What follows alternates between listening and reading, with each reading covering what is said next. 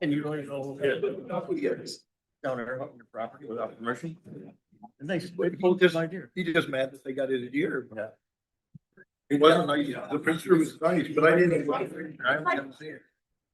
It was a 8-point round. But the gray had last, and he. Only one mark so far. That I know of. Yeah. They will call the meeting to order at 10 o'clock. Ms. Clary? Thank you, Chairman. Dear Father, we gather here together as a community, looking for answers, problem solving, valuing our employees, valuing our senior citizens and farmers and the other people in our county. It's not an easy task that we're faced with, but I'm sure you will guide us in every step of the way. Thank you. In your name, amen. Please rise.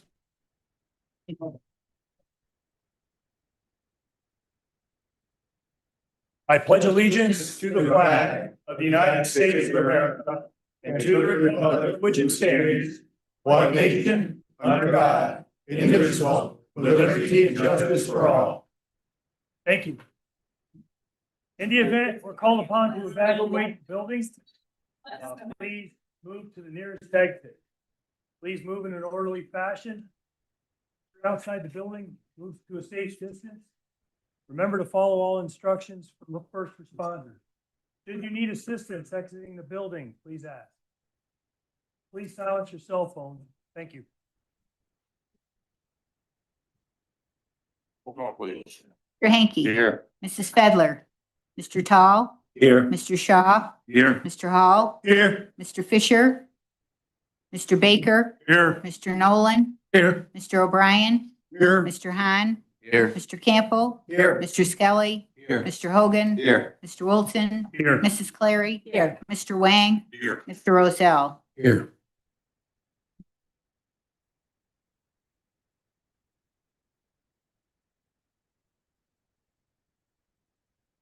Okay, you've got the condensed minutes for October 17th meeting. I'll consider them accepted as mailed unless I see any additions or corrections. Excuse me, any additions or corrections? Seeing none, we'll consider them accepted as mailed. Any communications? For communications from Warren County, we are in receipt of their resolution number 407, authorizing Adirondack Community College to execute all documents relative to the sale of the property located at 240 Sanford Street in the city of Glens Falls. That's all I have for communication. Committee reports, audit committee?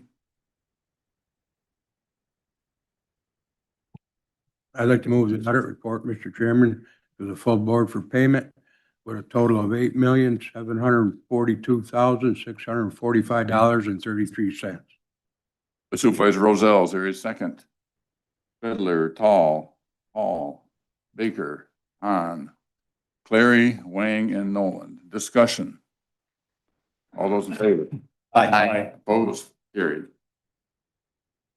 Still got a couple of minutes to go. Introduction of local laws. The clerk would read the titles. Sorry, but we got 3 minutes left. Oh, I'm sorry, the mortgage tax warrant. I'll move the mortgage tax warrant. Supervisor Campbell, second. Fedler, Tall, Hall, O'Brien, Hahn, Wilson, Rozell, and Nolan. Discussion. All those in favor? Aye. Opposed? Carried. The equalization report. The equalization report. By Supervisor Hall, O'Brien, Hahn, Larry, and Nolan. Discussion. All those in favor? Aye. Opposed? Carried.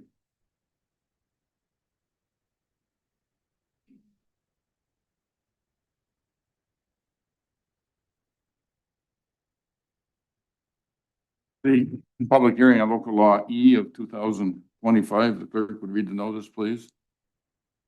Public hearing concerning introductory local law E of 2025. The Board of Supervisors of Washington County will hold a public hearing in the Supervisors Chambers, Washington County Office Building B, Fort Edward, New York, on the 21st day of November 2025 at 10:05 a.m. to consider the adoption of proposed introductory local law E of 2025, entitled "A Local Law Pursuant to under Section 1603 of the Not-for-Profit Corporation Law of the State of New York, creating the Washington County Land Holding Corporation." Washington County's intent is to create a land bank for the purpose of addressing the problems of vacant, abandoned, blighted, or tax delinquent properties in Washington County through the acquisition of real property pursuant to Section 1608 of the Not-for-Profit Corporation Law and returning that property to protect productive use in order to strengthen the economy, improve the quality of life, and improve the financial condition of the municipalities of Washington County through the use of the powers and tools granted to land banks by the laws of the state of New York. All persons interested in the subject matter of proposed introductory local law E of 25 will be heard at that time and place concerning the same, dated October 31st, 2025. Okay, I'll declare the public hearing open. I received one written comment, which I distributed to all of you this morning. Anybody else wish to be heard on the land bank? Anybody wish to speak on the land bank issue? Is there any member of the public who wishes to be heard in this public hearing? Having called for public comment 3 times and heard none, I declare the public hearing closed at 10:06. And we will open the public hearing on the 2026 tentative budget. The clerk would read the title, please. Notice of public hearing on the tentative budget. Notice is hereby given the Board of Supervisors of Washington County will hold a public hearing in the Supervisors Chambers, Washington County Office Building B, Fort Edward, New York, at 10:05 a.m. on the 21st day of November 2025 for the purpose of hearing all concerned persons regarding the tentative budget of said county for the fiscal year beginning January 1, 2026. Thank you. I'll declare the public hearing open. I have several people have signed up. Ron, Chairman, before, oh, I'm sorry. we get it. Yeah, okay. All right, I've sent this to the Board of Supervisors a couple times, and I'm going to reiterate it again so that the public understands what's going on. As you can see right now, Resolution 304 is to adopt the budget. Currently, that is the tentative budget that was proposed by the budget officer on October 31st. There are several amendments, proposed amendments to the budget, starting with, I believe, resolution number 295. If any of those amendments are adopted, some may take some money, put some money into the budget, some may take some money out of the tentative budget. Any of those amendments that are adopted become a part of that tentative budget as well.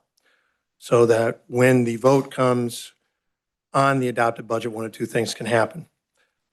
It can be adopted, and then it is the budget for next year is a tentative budget plus any amendments that are adopted this morning, if any.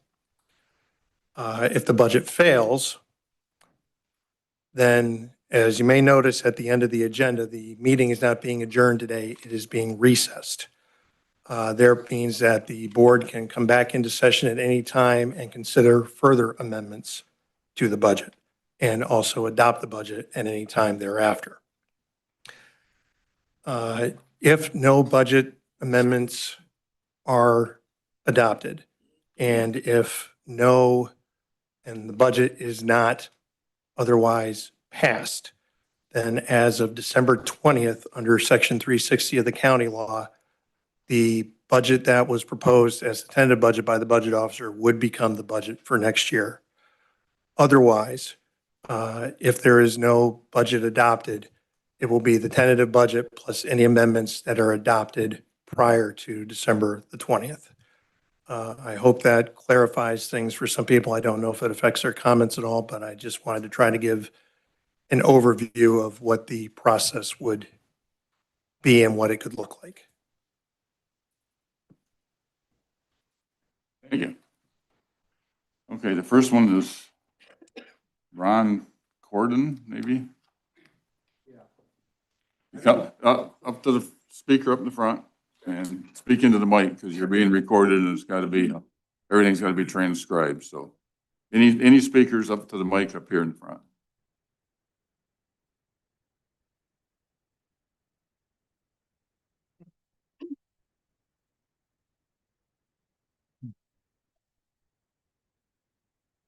Ron Gordon.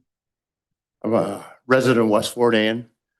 I don't understand how we got in this situation from passing a budget last year. It should have been a good budget. How did it get so far out of control that we're looking for raises this much in our budget this year? It doesn't make any sense. I ran a business for 28 years, for example, had a budget every year. You pay attention to the budget. You can raise it a little bit, but you also got to look at everybody in the whole county, what they're paying and what this would do to a lot of people in the county. There's a lot of retirees that can't afford this kind of thing. So I'd like to know more about what's going on. Just get through it, man. No control.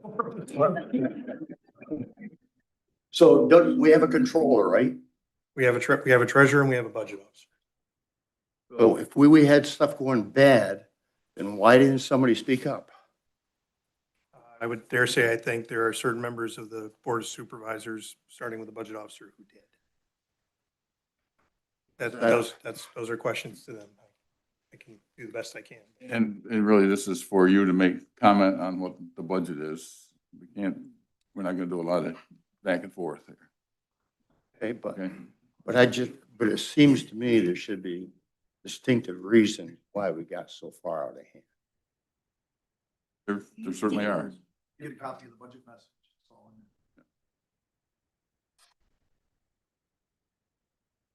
That's it. Marshall Atwood.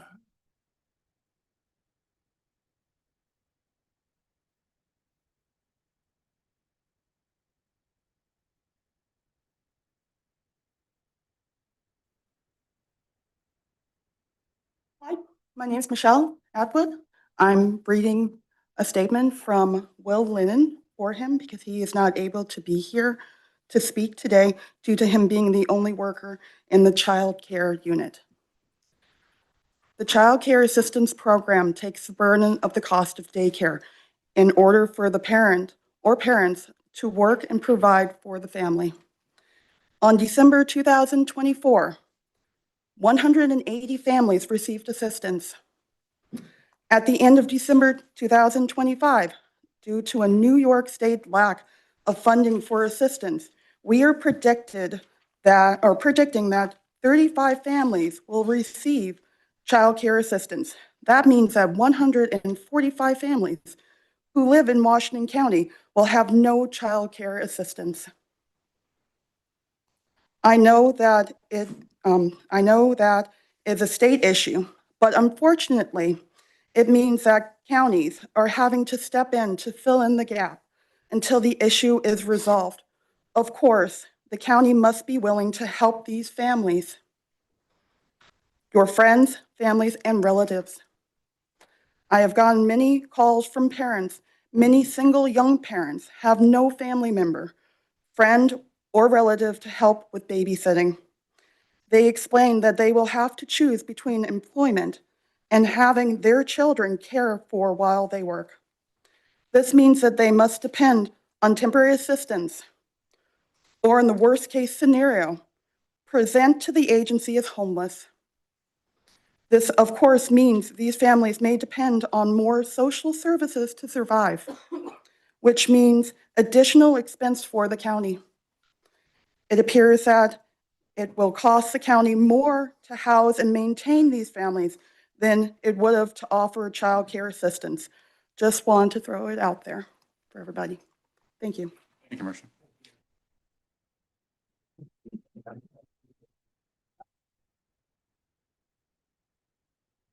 Shirley, is it?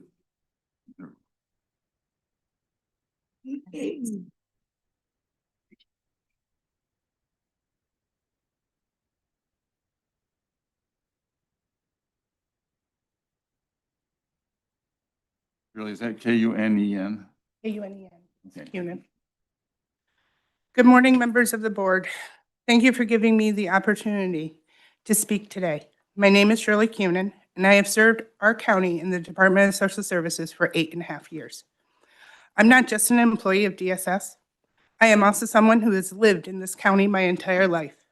I raised my family here, I've paid taxes here, and I care deeply about the well-being of this community.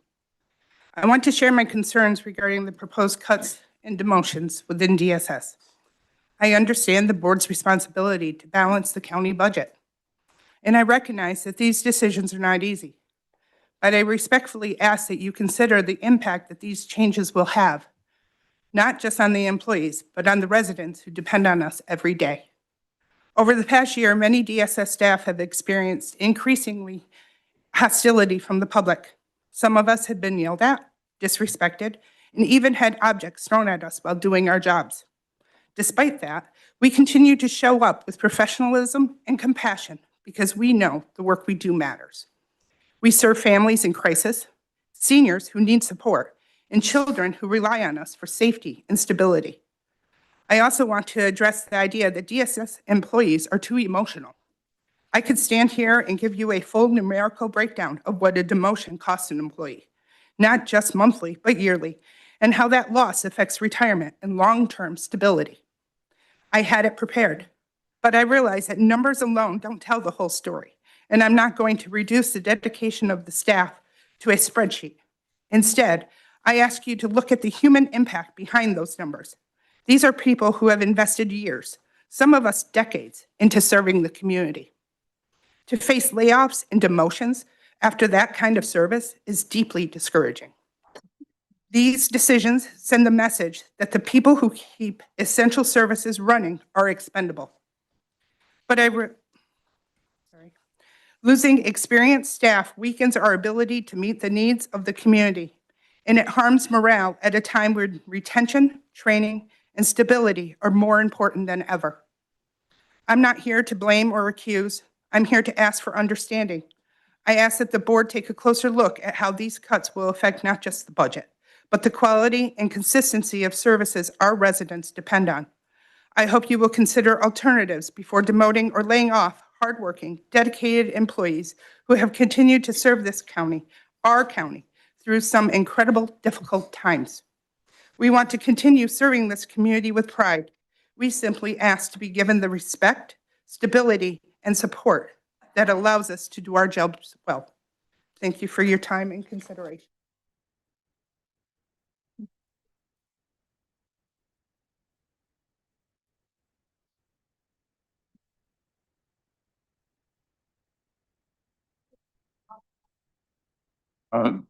John Waters?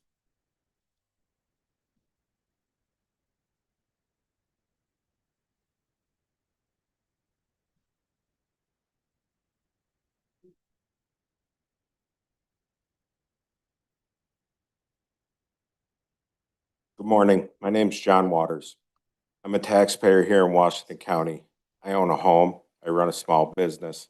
I pay sales tax to multiple counties. And I work full-time here at Washington County DPW. I've been an employee here for 19 years.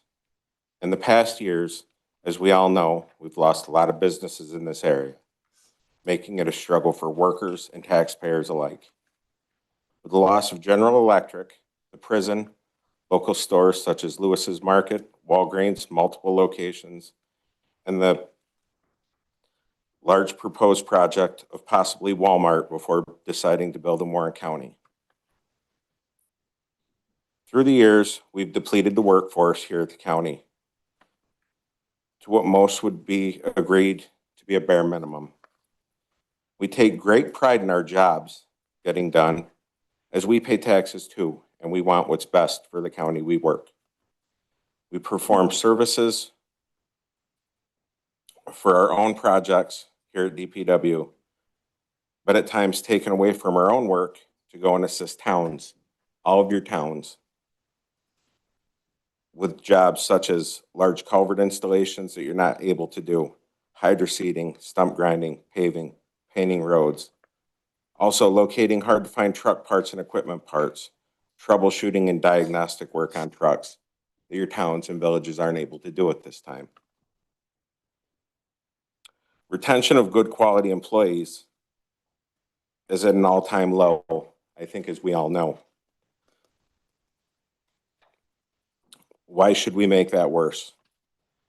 As positions are cut, so are tax dollars that are spent on fuel, groceries, coffee in the morning, etc. Every one of us that come to work spend money in the county. My only hope is that there has been other proposals brought to the departments and the supervisors that could make it possible to not cut positions and retain the employees that have worked hard. We as employees have done our jobs and should not be penalized for that. Please reconsider.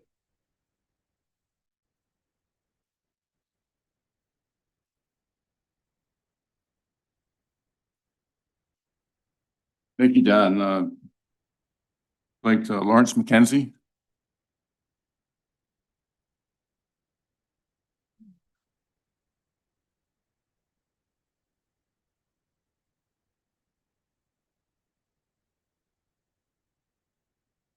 Hello, my name is Mackenzie Lawrence. I'm a labor relations specialist for CSCA. You're fine. I have two first and last names, so it's kind of complicated. Yeah.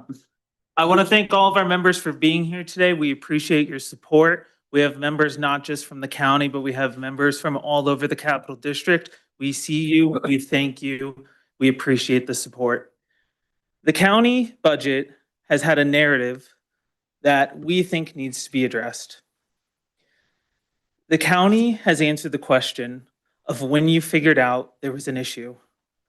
We say, or you have said, that it's between April and June. But we believe that the issue has been going on for a lot longer than that. And the question that needs to be answered is when you should have known. In 2023, you ran a deficit. In 2024, you ran a deficit. There was an obligation to your taxpayers to raise taxes to match that deficit, and we do not believe you did that. And now the members of your community will pay both in a large increase in taxes and a reduction in services based on the layoffs. We ask you not to pass the buck. We ask you to take responsibility and do not vote for layoffs. Thank you.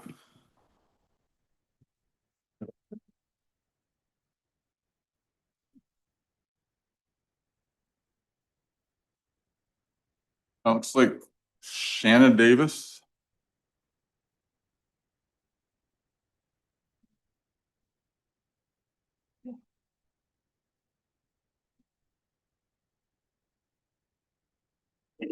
Good morning.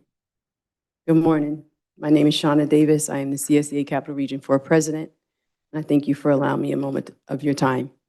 We are here this morning in support of our members and the employees and citizens of Washington County. You have heard some of them speak and understand that this is devastating for them. The commentary of layoffs should not be something that should be in conversation in 2025. Vulnerable communities are impacted by the work that our members do every single day. Our members provide services to vulnerable communities, and if you remove them from these services, then they become a part of that vulnerable community, and CSCA will not stand for that. That is a no, 100%. There has to be a better way to figure out how to balance a budget. There has to be a better way to figure out how we deal with a deficit and not have people lose their jobs that provide the very services that your community needs. These people not only work in this county, but they live here. They take pride in the fact that they live in the community that they work in. That doesn't happen for everyone. And the fact that they're doing that and then are at risk of losing their job is 100% unacceptable. So we are asking that you vote no on this budget, go back, figure out where to get the money from, and not use the backs of our CSCA members and employees that serve this community to make it happen. Thank you.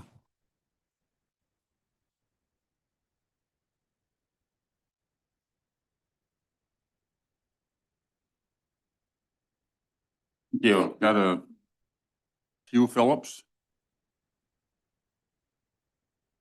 Thank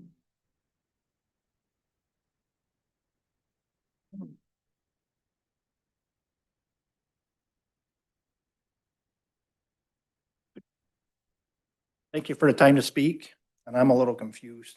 I grew up, spent all my life in Washington County. I have land over at Summit Lake. I've watched our taxes go up unbelievably, and I'm not sure what happened to the money they had to find yourself in the position we're in. So I do respect people needing jobs. At the same time, I hope that we don't pass this budget. We do go back and take into consideration of how many services that could be merged.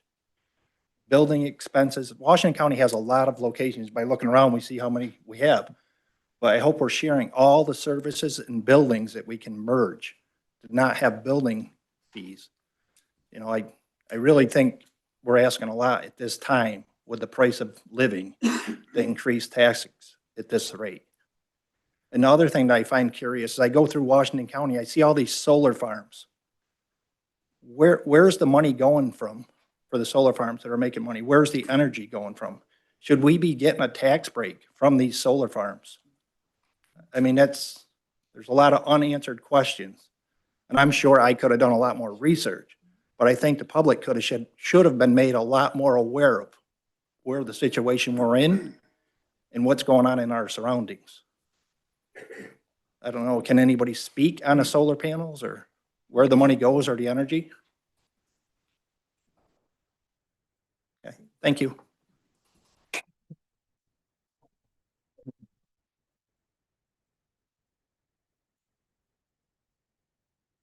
Tim Havens.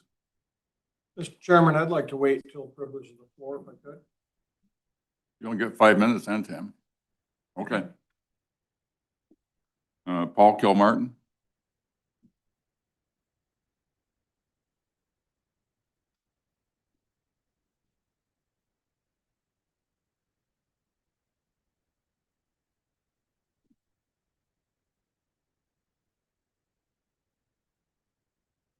Not used to doing this. My name's Paul Kilmartin.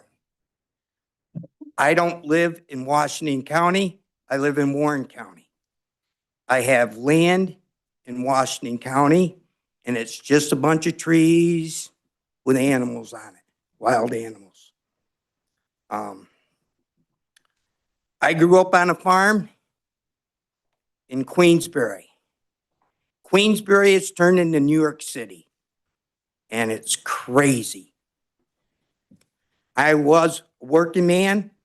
I have a wife who has Alzheimer's. I take care of her now. The land taxes that you guys are talking about, whether it be 17%, 40%, I cannot pay it. There's other options. My father gave 15 acres to the Presbyterian Church because Queensbury wanted all housing units to go up on a farm. You don't make money on a farm putting houses there. Washington County is an agricultural unit. The problem with what we got is we really got to look at what we spend. I'm on a fixed budget. I cannot afford it. So if this budget passes, I will be passing my land to somebody that's a nonprofit, and I'm pretty sure, just like my father did, you guys won't get the taxes for that.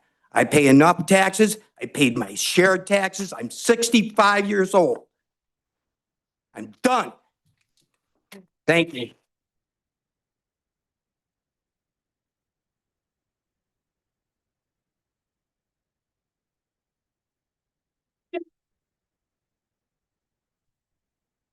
We got to build a door in that thing. Everybody does that. John Merrill.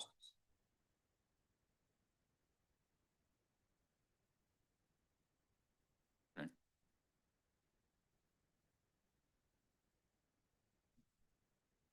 Renee O'Brien.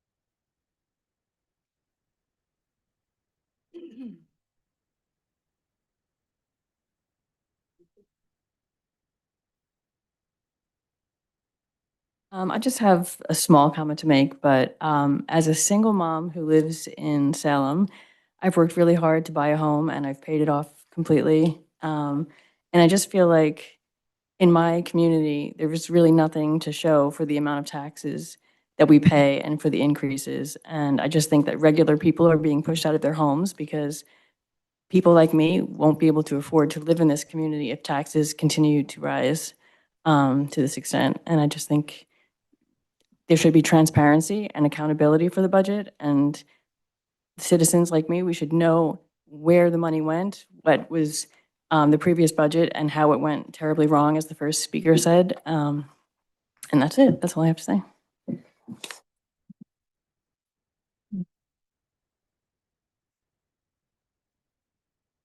Mark Harwood?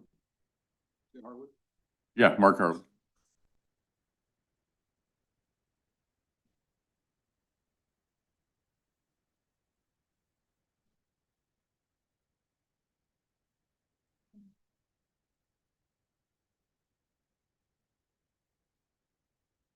There's no other marks, are there?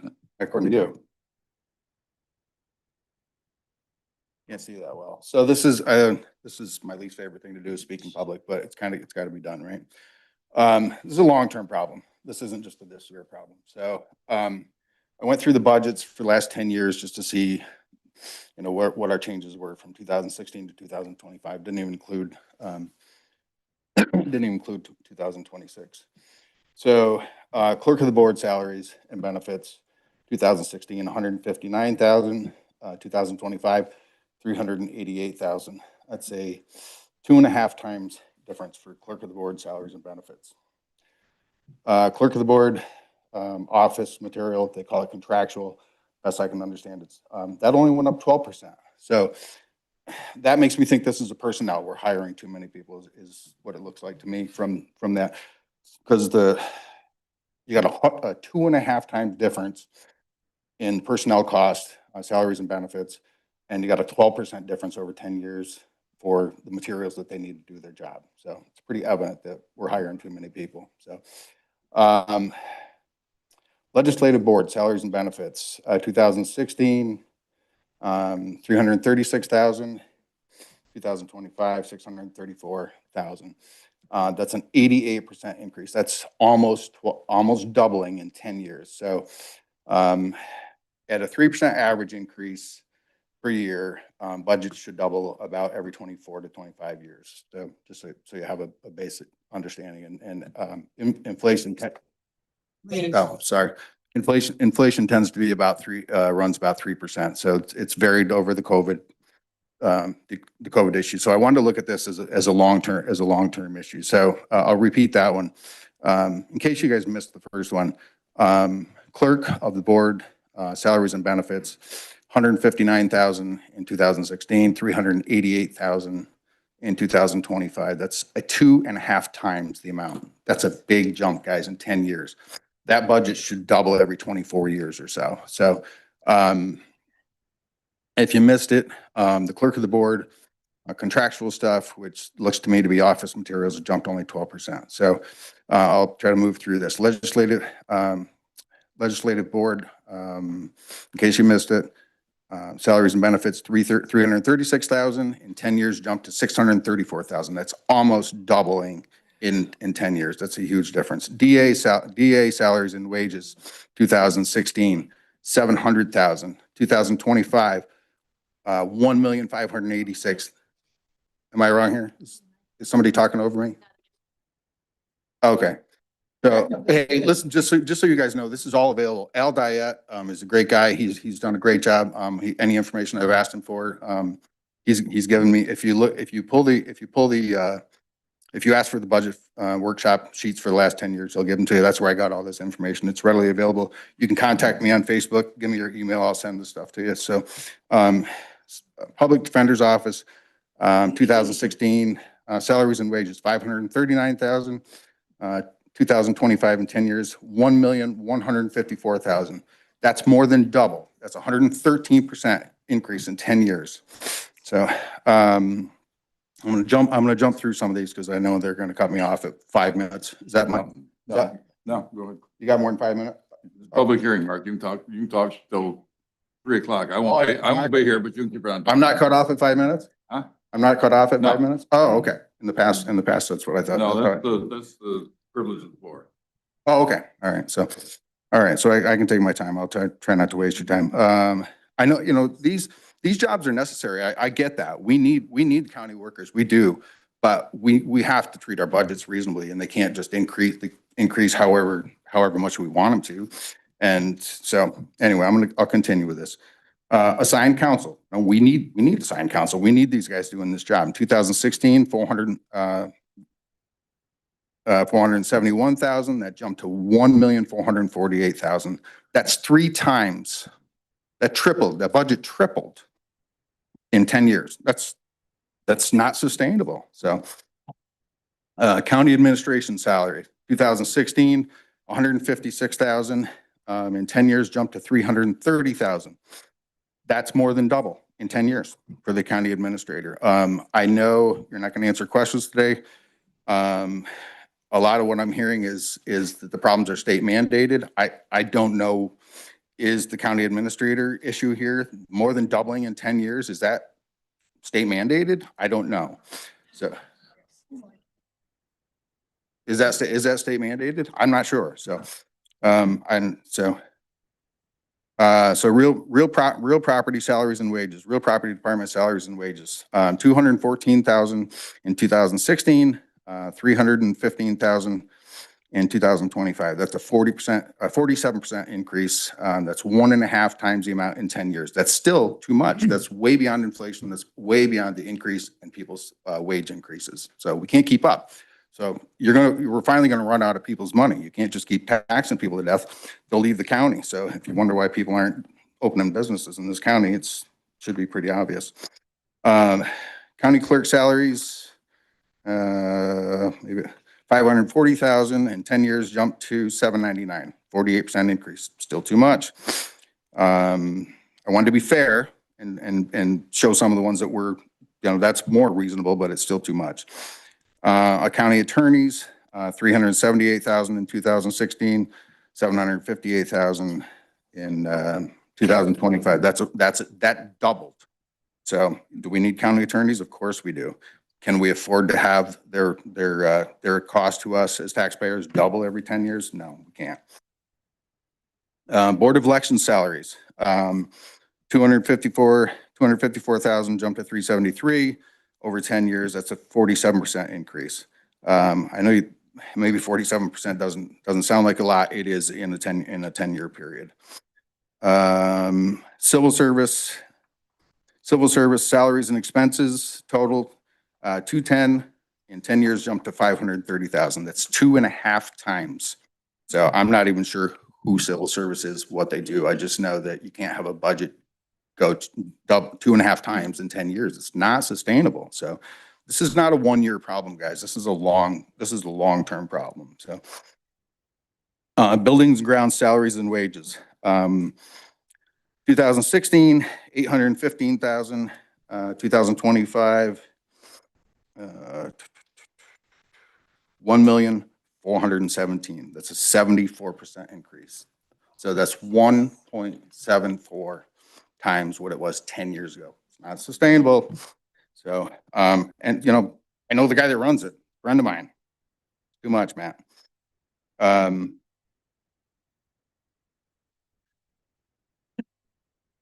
So information technologies. Yes, I'm sure there's lots of reasons for information technologies to be higher, because we use them, but it's gone from 525,000. These are salaries and wages. In my opinion, a lot of this is personnel. We're adding personnel when we don't necessarily need it. 525,000 in 2016, 1,044,000. That doubled in 10 years, information technologies. And that's the personnel and the wages, or the salary and the wages. So the totals in information technology went from 984 in 2016 to 3,020,000 That's 3 times in 10 years. It's unsustainable. Code enforcement, my favorite one, since I'm a builder, and many of you know that, and I've been here before complaining about this. 10 years ago, code enforcement salaries and wages, $183,000. Today, or 2025, not even today, 512,000. That's 179%. So 1.8. It's more than doubled. It's almost tripled. We're pushing tripled. So, code enforcement total budget, besides, so that's the salaries, that's the expenses, that's the cars, that's everything they do, has gone from 2011 or $211,000 in 2016 to 753,000 in 10 years, from 211 to 753 in 10 years. That's 3.5 times in 10 years. So, and I think, if I'm correct, there are 3 towns that do not use, right, Dana? You guys don't use code enforcement, correct? You don't use Washington County code enforcement, at least not a lot, only for emergency override. So, town of Kingsbury still pays Washington County? Right, the taxpayers of Kingsbury still pay for Washington County code enforcement, and you hire your own? Correct, so you're paying twice for code enforcement. Okay, so I'm guessing that not many people know that. So I believe there are 2 other towns, Fort Edward and East, right? So why the 3? Dana, you and I have spoken about this a lot, and I've been out of service for a while. I apologize. So these are just the numbers, guys. Every job is important, but these are the numbers. We cannot just keep increasing our budget by this much. It's not going to work. So, weights and measures. I went through this last night. I spent a few hours on it. Weights and measures in 2016, the total budget was 53,000. Now it's 10 years later, it's 110,000. That's more than double. So, that's really, I just want you to see that it's, this is a long-term problem. It's not just this year. I think, I could be wrong, but I think when COVID money started hitting, it gave you guys some room to, throw some things around as far as moving money around. It looks that way. It's kind of hard. It shows in your budget. There's zeros in the budgets that obviously can't be zeros unless there was COVID money applied. I'd have to sit down and ask you guys where. When this is in this format, do you have to live in the county or own property in the county to speak or not? I know I do, but I was just wondering, but you don't, so anybody can speak here? Okay. Public hearing. Okay, so anybody, public, anywhere. Okay, just interested. All right, that just gives you an idea. Over 10 years, we're just spending massive amounts of money, guys.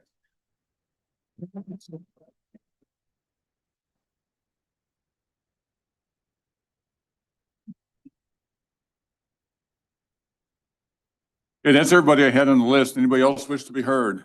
Thank you.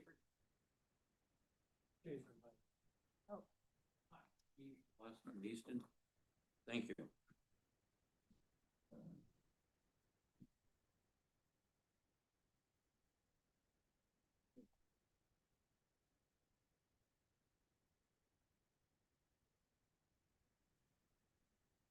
We haven't got to the list, so state your name for the My record. name is Gene Celeste. I live at 76 Harrington Hill Road in Easton. I'm here not to blame anybody because blaming is not going to solve an incredible problem we've got here today. Mark made some very good points about what's been going on over the last 10 years. And you can see that some of the line items have really multiplied more than, say, normal inflation rates. I looked at some of the numbers myself, but I think the real issue, one of the real issues in the budget, and it's facing everybody. It's facing individuals, it's facing school budgets, and it's facing this budget, and it's facing a national budget, and that is the amount of healthcare expense in the budget. Okay, I can tell you right now, in our school district alone, that portion has been exponentially increasing every year for the last 5 years to the tune of 8 million of the $24 million budget. And it's going up next year and the next year and the next year. When I looked at this, and I read this, this was an excellent write-up on the, that I found online here. But one of the things that really took me was the increase in expenses, 2.2 million. Total revenue is down. Okay, not that. Wait a minute, let me get here.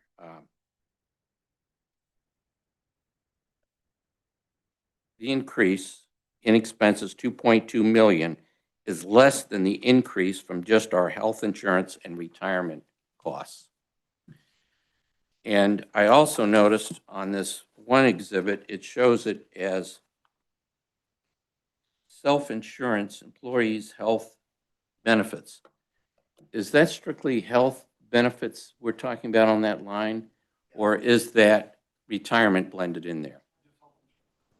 Okay, am I reading this number right? For appropriation in 2026, it's going to be, is this 12 million and change? That item appropriation increased 1,000,008, while all these other things went down. And that is not going to go away next year. That increase is not going to go away the year later unless something's done. I have a question. It says self-insurance. Are we really self-insuring here in this county for health insurance for employees? So we're running a health insurance company here within the... Okay, how, can you explain in 30 seconds or less how that works?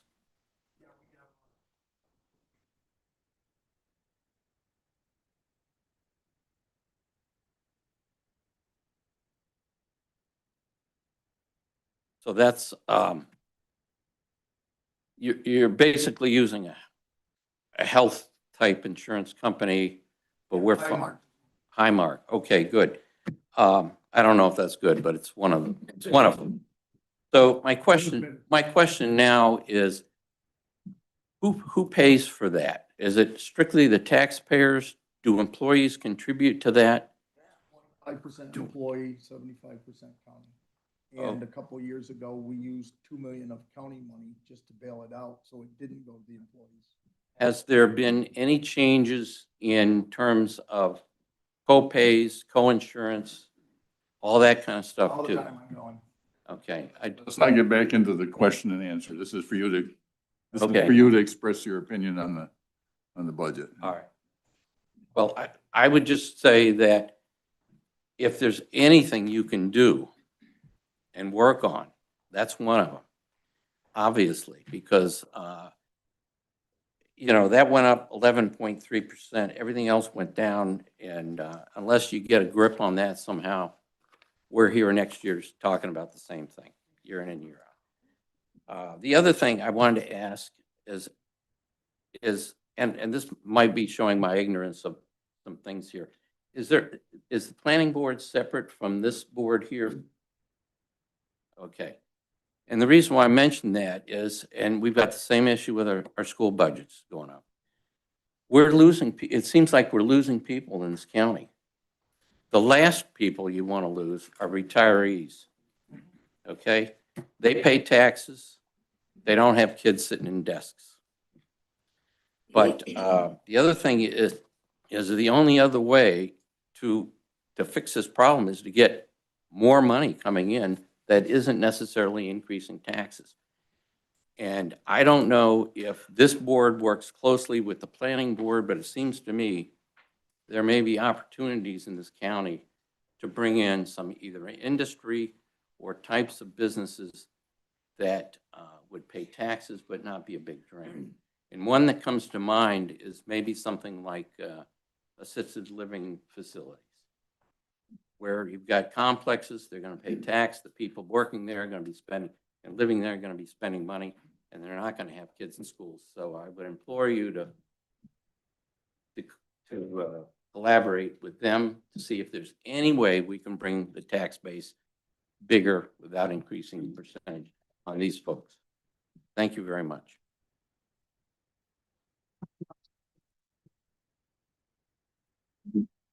Back. You want to go now? All right.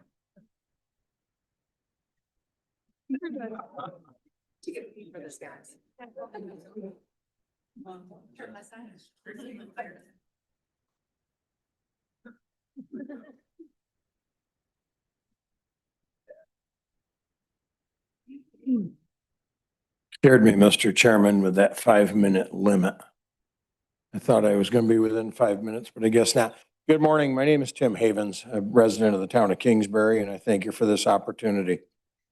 Back on October 17th at the monthly Board of Supervisors meeting, I made a proposal, suggestion that asked that all recipients of Washington County social services benefits be required to submit to random alcohol and drug testing to qualify for benefits. I noticed since then that there's been a renewed enforcement of some people that have been convicted or been found to be accepting benefits fraudulently. That's a cooperative effort between the investigators in the Department of Social Services and those in our Washington County Sheriff's Department. I think that is a impressive effort, and I also think that it needs to be carried on more regularly, not just at budget time, so that the public thinks this is being done. This is very important because it's well known that we give away money pretty freely here in Washington County that they don't across the border. So it's time that we tighten it up a little bit, and not only enforcement, but that we should enact drug and alcohol testing for those that are accepting benefits. You make it also a requirement to seek work and maintain employment for those able to work. I know there are people that are unable to work, but I also know there's plenty that are able to work that aren't. The chairman of the Health and Human Services Committee is Mr. Tall from Dresden, and unfortunately, he's not been reelected, so there is going to have to be a new chairman at their organizational meeting here in January. So I'd like a directive from the board to the new chairman to take this ball and run with it to make sure that we enact drug and alcohol testing for those that are going to accept benefits. I have a fully credentialed Class A commercial driver's license, and I've had it since I was 18 years old. I have to submit to random drug and alcohol testing to earn my living, to pay my taxes, to help support these people. There's zero reason why people accepting benefits don't have to submit to this same scrutiny. Also, at the October 17th meeting, Brian Granger, a business owner in the Warren Washington Industrial Development Agency Industrial Park up on the border of the town of Kingsbury, where it borders Warren County, reiterated a point about sales tax collection in the park in Washington County. And the problem is that the Postal Service is the issue here. There is no rural delivery into that corner of Kingsbury with the Hudson Falls 12839 postal code. So the sales tax in the WWIDA Industrial Park is reported to the town of Queensbury because the mail is delivered with a 12804 Queensbury, Warren County address. You have some very large players up in that portion of the town of Kingsbury. Roselle Industries is a huge employer and a huge company. They buy a lot of tools and a lot of equipment, and they pay sales tax. There are so many others up in that little corner of the town of Kingsbury, and the sales tax that either they collect or that they pay is being reported to the wrong county. I brought this up to Supervisors O'Brien, Campbell, and Hankey, and Treasurer El Nolet a few years ago in a very intense meeting about sales tax. And so far to date, there's been no investigation into this and no effort to try to get this money that is rightfully Washington County's 3% sales tax out of the 7% collected. So with all due respect, I ask that this board and Treasurer Nolet and my supervisor, Mr. Hogan of Kingsbury, spearhead an effort to look into this. If it requires working with the Postal Service, so be it. If there's another way to do it, so be it. I'm in business. I collect sales tax. We report it to the proper jurisdiction. There's a way to do it. But in this day and age where people aren't so hung up on accuracy, perhaps that's not being done. So I really want to see this taken care of as we move forward. To which Thank you. Code enforcement, the rapid growth of staff, and Mr. Harwood, thank you for your in-depth analysis. It's much appreciated. Code enforcement, his department here in Washington County that has grown rapidly in staff. And we in Washington, in our town of Kingsbury, my wife was on the town board at the time. We're very dissatisfied with the performance of the county code enforcement office.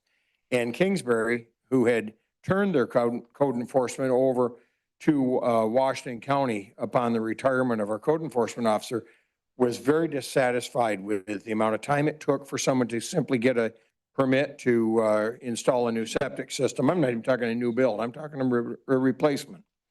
And so Kingsbury made the decision to accept the responsibilities for code enforcement back into the town. And town of Fort Edward also does that in town of Easton. Yet we as Washington County property taxpayers are paying for the county code enforcement even. So we're paying twice, as Mr. Harwood just mentioned. When we took code enforcement back, the fire inspections were 3 years in arrears by the county code enforcement. 3 years. Now, code enforcement has a responsibility to do fire inspections. I don't know if they do them on residences. I don't believe so, but on every commercial property or house of worship, whatever, all need to be inspected. And they were 3 years in arrears. Fire is a terrible, terrible tragedy. And for us to be that lax in our fire inspection shows us that we've got a lot of staff and a lot of payroll, but we're not getting the job done. And I know we're going to make some enemies with that one, but with a $625,000 deficit, in other words, between the revenue of code enforcement and the expenses, we are on the hook as taxpayers for $625,000. Their act needs to be cleaned up. To me, looking at the geography of Washington County and looking at the population centers, which are Kingsbury, Granville, and Greenwich are your largest population centers. Then you have your outlying towns. You have Putnam, you have Dresden, you have Whitehall. One code enforcement person can be shared between those towns with an intermunicipal agreement. We can right size our government. I hate to see people lose their jobs, but I believe we've been so free in hiring here as our population in the county is diminished from 62,000 to less than 60,000 in that time period. Just that short time period, we've added 100 county employees. It's not the employee's fault that they got hired, other than maybe they interviewed exceptionally well. It's that someone above made a decision to wrong size our government. We're in a position now where Washington County, due to the attrition of employers, some of them were previously mentioned. I've lived them all. I've been in business for 43 years next week. And I've watched the sad demise of all the catheter plants in Catheter Valley and Argyle. I've watched 2 General Electric plants go. I watched Ciba-Geigy with 1,200 employees go across the border. Native Textiles in Glens Falls and so many others. These people, just because business was based in Warren County, didn't mean those people didn't make their home here in Washington County, pay taxes, and do the living and the dying in this county that is so important for our county to survive as a vibrant place that it is. We have lost so many jobs, and yet our county government continues to grow. And worse than that, factor in all your towns, your villages, and your schools. And it appears to me on a loose calculation that more of the workforce are paid by tax-supported entities than private industry and agriculture in Washington County. That is ludicrous. There's too many riding the wagon and not enough pulling.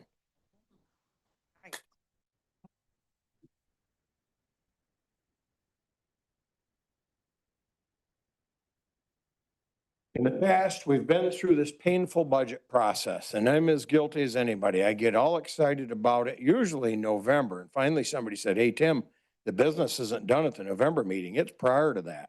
So I opened my eyes early on, September, big deal. The budget's a 12-month deal. The spending goes on every day. And I got interested in September when I was shocked to see that you all were considering a 45.3% increase in the tax levy. Well, don't you think that costs you a few nights' sleep? And I know how difficult it is. And I've been Brian Campbell's biggest critic since he's been, budget officer.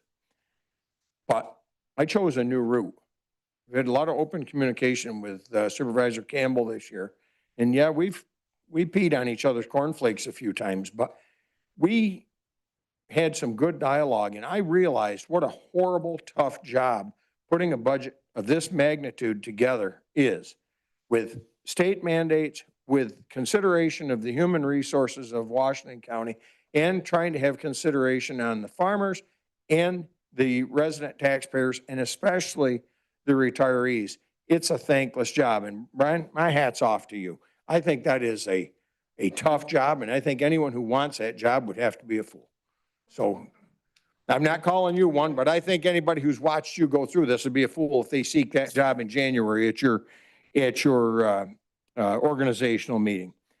So I think I've given you a couple of suggestions of some things we could do to save expenses. I think streamlining code enforcement is a big deal. I think finding out where we can get this sales tax allocated to the right place, especially when it's such a huge hub of commerce. Maybe it's behind the scenes because it's not retail, but you have to understand a contractor who buys tools pays taxes on them. If his zip code's 12804 and he pays $800,000 or $900,000 a year in sales tax on that stuff, and it's not going to us, that's a lot of money. And let's not even think about the fuel component. The amount of money paid in sales tax on delivered fuel to the industrial park is huge, and it could make a significant impact in this budget. So instead of just picking the low-hanging fruit all the time, dig in and find these alternatives that help. We don't have as much of a revenue problem here as we've got a spending problem, but we can rein in some of this deficit that comes down to an increase in the tax levy of what you're proposing, 17%, with some diligent work. We have smart people that work here in Washington County. The problem is they're demoralized because everybody's job is on the chopping block all the time. Pretty hard to go to work enthusiastic to do something when you think, well, maybe you're the next guy that's going to get, or gal that's going to get caught. And I believe in running two businesses that we're nothing without our people. Washington County's nothing without its people. But you see, you've got to go a little deeper than the low-hanging fruit, the easy stuff.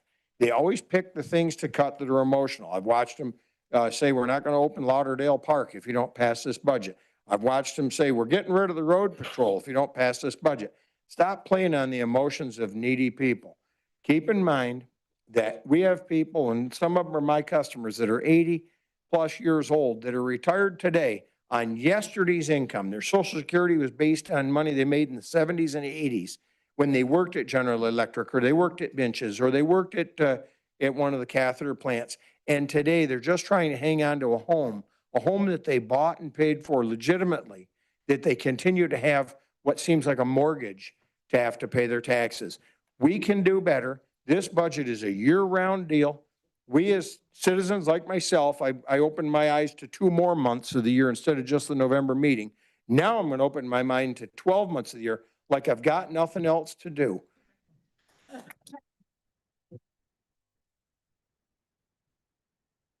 My business employs less people now than it did 15 years ago, yet we do more dollars in volume because we do more with less. And you know why?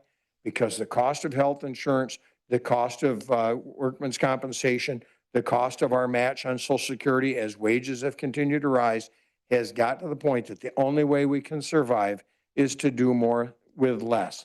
I'm AWOL from a job that I love right now to come down here and impress upon you that as horrible as this budget is with a 17% increase, I'm going to implore you to vote for it, because if you're left to your own devices and all the pressures that you get when we're not watching, Lord knows we'll be back to 45.3%. I thank you for the opportunity. I apologize to those whose feelings I hurt, but in actuality, we have to deal with the realities of sustainable life here in Washington County. Thank you.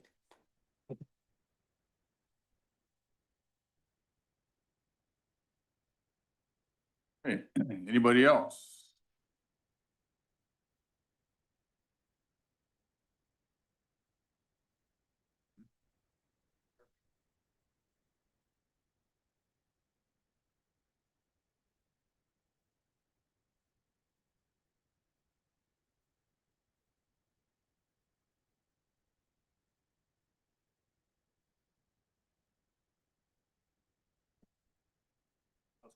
Hi, I'm Adrienne Morris, and I just wanted to make a brief statement about the elderly and taxes and the solar farms going up.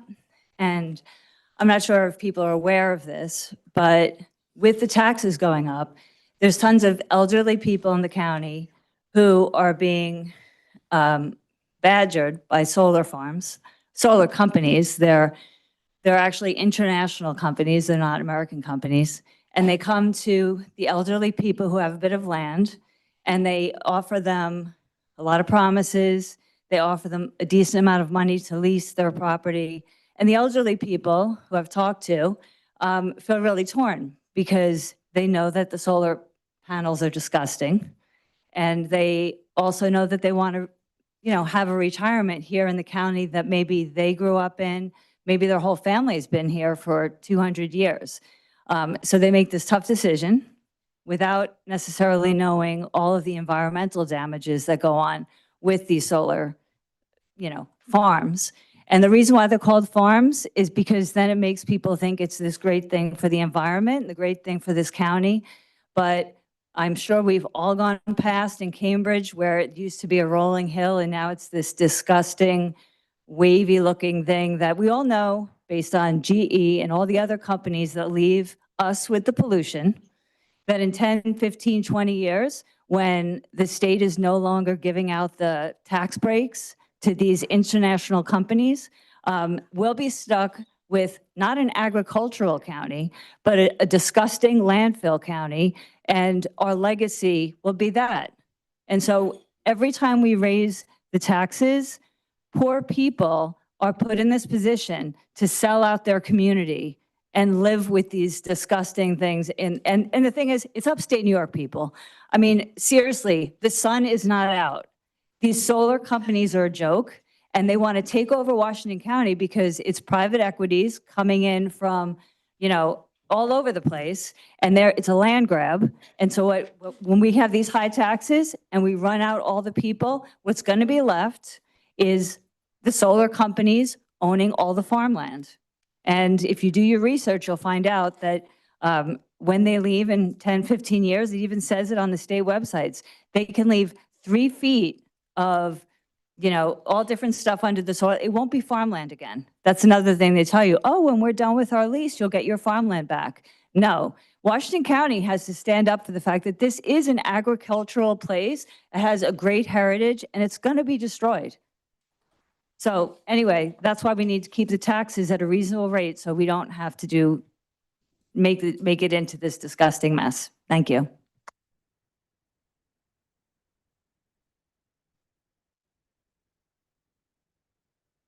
In the back.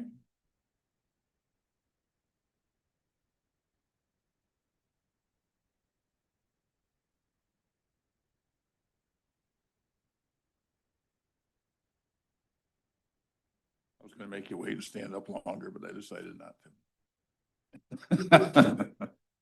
My name's Brian Barber. I own a small patch of dirt down in Greenwich. It's been in my family for 90 years. My goal is to make a century farm out of it. That used to be a big deal here. It ain't such much anymore. My life changed 4 years ago when we lost everything. The barn, the house, the whole near yards. Now I'm paying taxes on a brand new barn, a brand new house. Not by my choice. But anyway, let's get down to what we're coming here for. We're coming here on this budget for spending. The big thing is, in my book, is the waste. All right? Each department has got a deficit of just waste money. You got different projects. Project on Burgoyne Avenue, $1 million over budget. You got the Taj Mahal, Newtown County Barn down in Easton. Anybody ever see that? My God, that's nice. I don't know how much that went over, but I'm certainly, you don't need arrows to tell which way we're going in and which way we're going out. Don't need a fancy fence around there. It's supposed to be a work zone. But then back to the department heads. on the highway. The heads are running around in private cars, using county cars as for private business. And also they're buying expensive desks. I don't think it really needs to be a $4,800 desk just to make it look pretty in her office, which she's not even supposed to be in there. These engineers are the ones that are making these places look good. Burgoyne, Easton, I've been told Fort Ann is quite luxurious too. All right? Let's talk about making money. You're not giving anybody raises.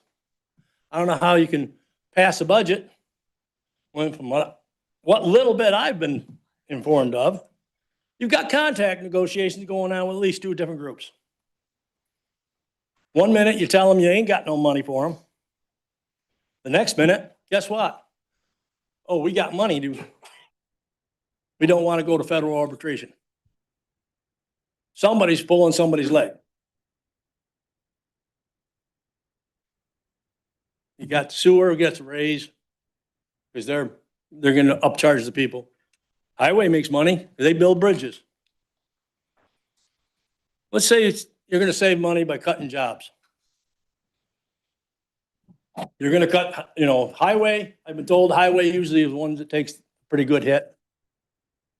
At one time, there were 70 employees. Now there's 45. We all travel these roads. We all like to be safe.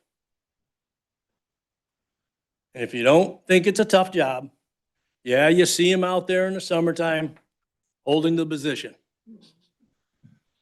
But stay in that truck for 14 hours, 16 hours, plowing snow in the blinding snow. It's no fun. I didn't work for the county, but I've been there. And you think tough job. So I think maybe they never have a little reconsideration. Now we get down to the supervisors. 9 of you ran unopposed. Why? Because nobody in their right mind wants this job.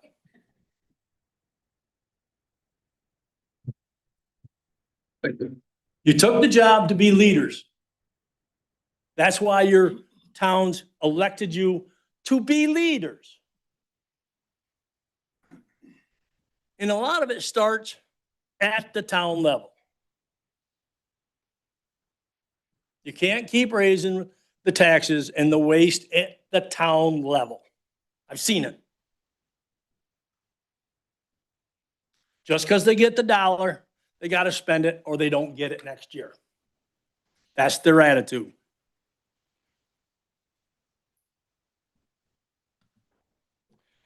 And this is why I'm saying, you guys be leaders. There's got to be places to cut this.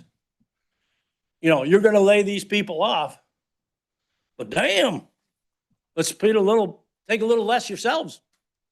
You got people that got.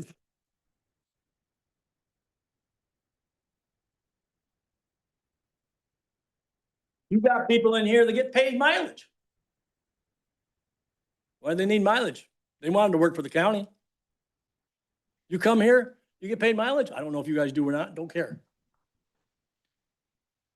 But I like the idea that maybe somebody needs to keep a little closer eyes on these heads of these individual departments. Whether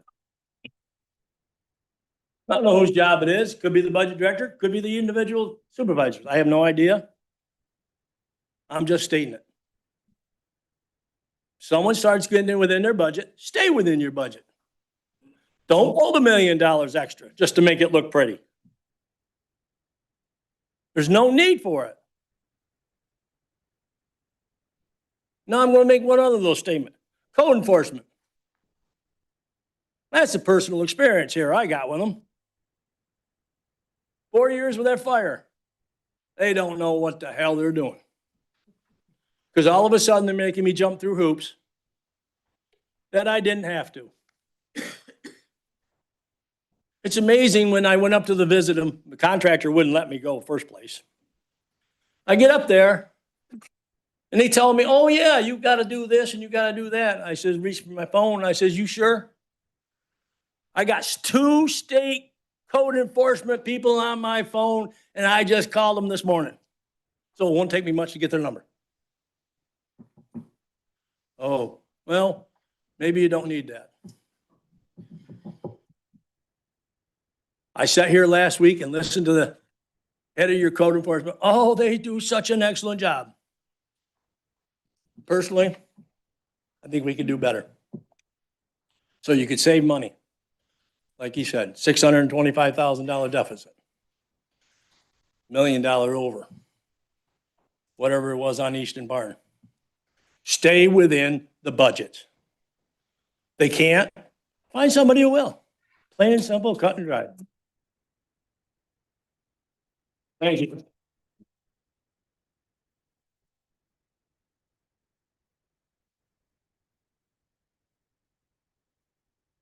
Anybody else wish to be heard?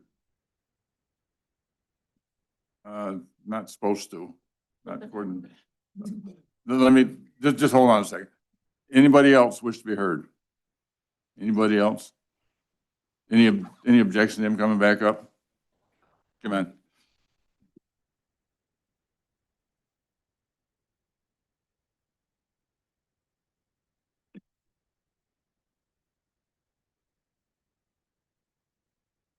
State your name again.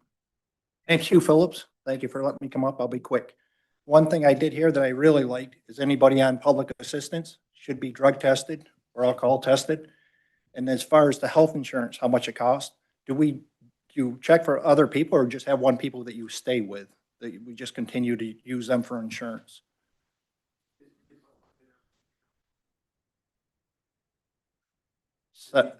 Several companies get a chance to bid on it. All right, thank you.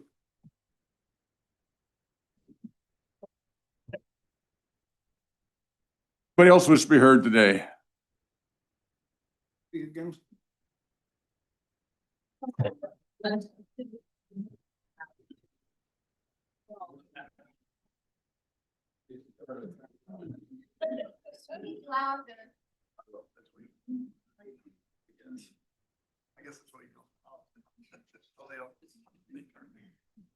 Say your name again, Mark, so as the record gets. Mark Harwood, I won't take very long at all. So when it comes to healthcare, we all know that we got a big problem with healthcare expense. We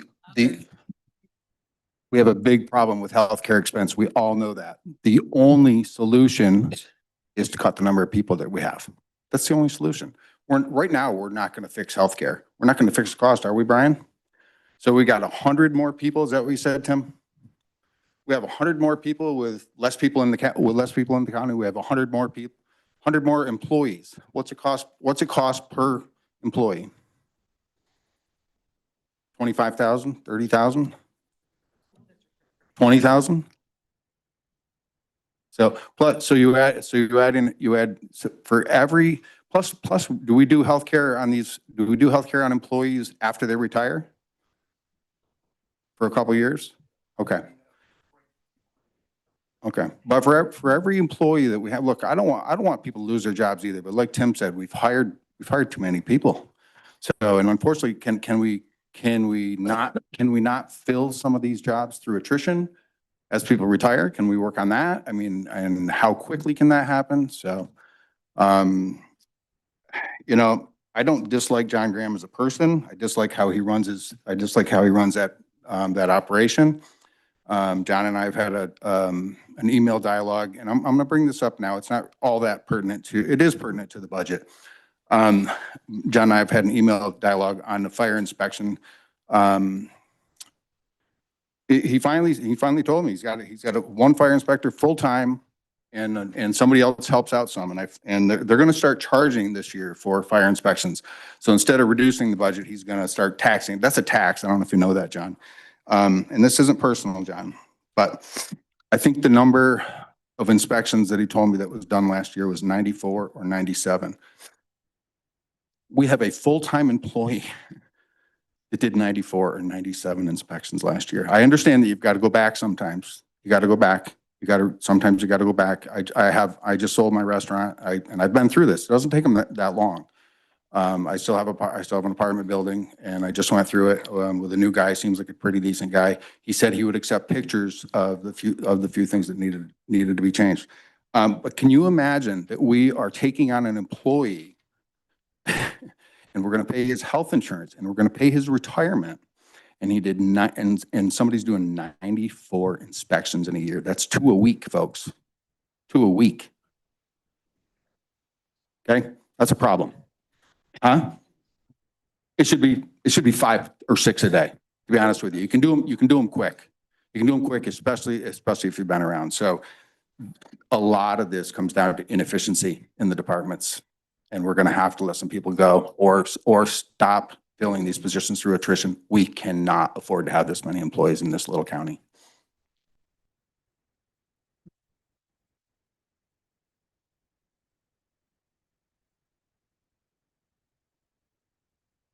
Okay, is anybody else wish to be heard at this public hearing? Can I stand up and say something? Yeah, come on. I don't want to cut anybody off for any reason.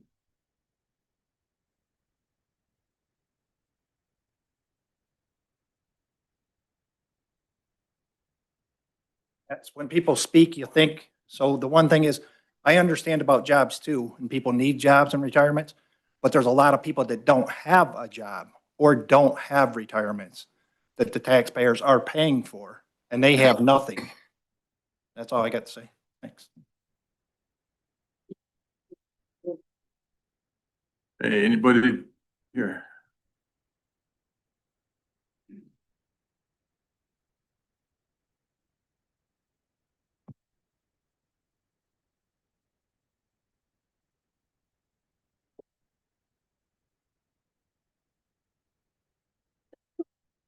My name is Penny Hollister. I live in the beautiful town of Whitehall. I've worked in my profession for over 30 years in the Whitehall Central School District. I've sat in on negotiations. We negotiate insurance every time. Negotiations for us are mainly bennies and wages. I sit here looking at each one of you supervisors. I mean you no disrespect. I think John is fantastic, but you do not work a 40-hour week and you receive full insurance on the backs of us.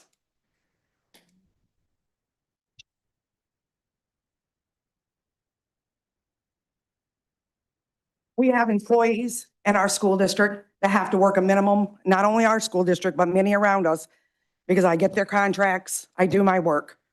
Hence the reason I'm the president of this local 858 in Washington County, and I'm the president of the Whitehall Central School District. And I am sickened by this. I wasn't going to speak because I'm a shy person. For those of you who know me, you know that's a bunch of bull. I was born and raised a farmer. I married a farmer. My husband's David Hollister, who sits on the town board in Whitehall and has for many, many years. It's a hard work. It's hard living. 365 days a year, 24 hours a day. Recently retired a few years ago. They've sold the business. He hasn't retired yet. He's still working. But not at that family business. I went to work essentially for health insurance. I have to tell you, I'm 3.9 miles from the school. It's a beautiful ride every morning and every afternoon. Must be, I've been doing it for over 30 years. Myself and both of my sister-in-laws, we all went to work to pay for the insurance for our husbands, for our families, because self-employment insurance is ungodly. And every year I've watched it raise, and every year I pay those raises. And I'm thankful that we have them, the raises and the insurance. But I'll be damned if I can stand in support of this. And I am appalled that you all are not working a 40-hour week. And some of our employees are working 2 and 3 jobs to support their families, to be able to provide insurance for them.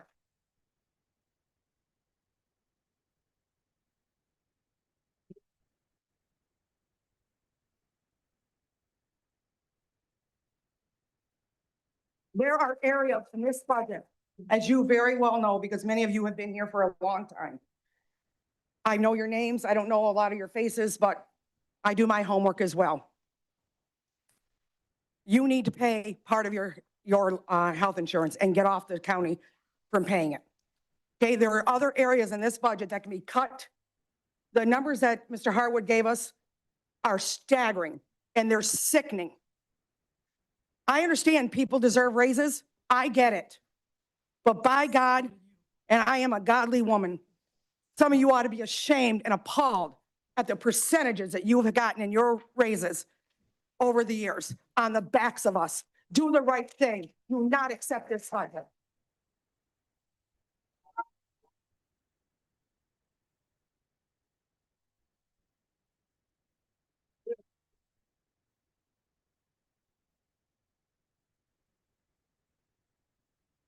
Anybody else wish to be heard? Is there anyone else who wishes to be heard at this public hearing? Anyone else wishing to speak today? Okay, then I will declare the public hearing closed at 11:26. And we'll proceed with the introduction of 3 local laws. And I hope you don't all leave. I hope you sit around here, but we actually do. Introductory local law F, County of Washington, New York, introduced by Supervisor Hogan. A local law establishing a rate schedule of charges for the discharge of sewage into the Washington County Sewer District Number 1 sewerage system and all sewers tributary thereto for the fiscal year 2026. Introductory local law G of 2025, a local law establishing a rate schedule of charges for the discharge of sewage into the Washington County Sewer District Number 2 sewerage system and all sewers tributary thereto for the fiscal year 2026. Introductory local law H, introduced by Supervisors Campbell, Roselle, O'Brien, Shaw, Skelly, Hogan, Clary, Hall, Wilson, Nolan, a local law providing for the salaries of the county administrator, county attorney, commissioner of social services, superintendent of public works, sheriff, county clerk, county treasurer, director of real property tax services, coroners, election commissioners, and personnel officer for calendar year 2026. Thank you. We're on the supervisor's privilege of the floor. I think I have one first. Merle, you're up.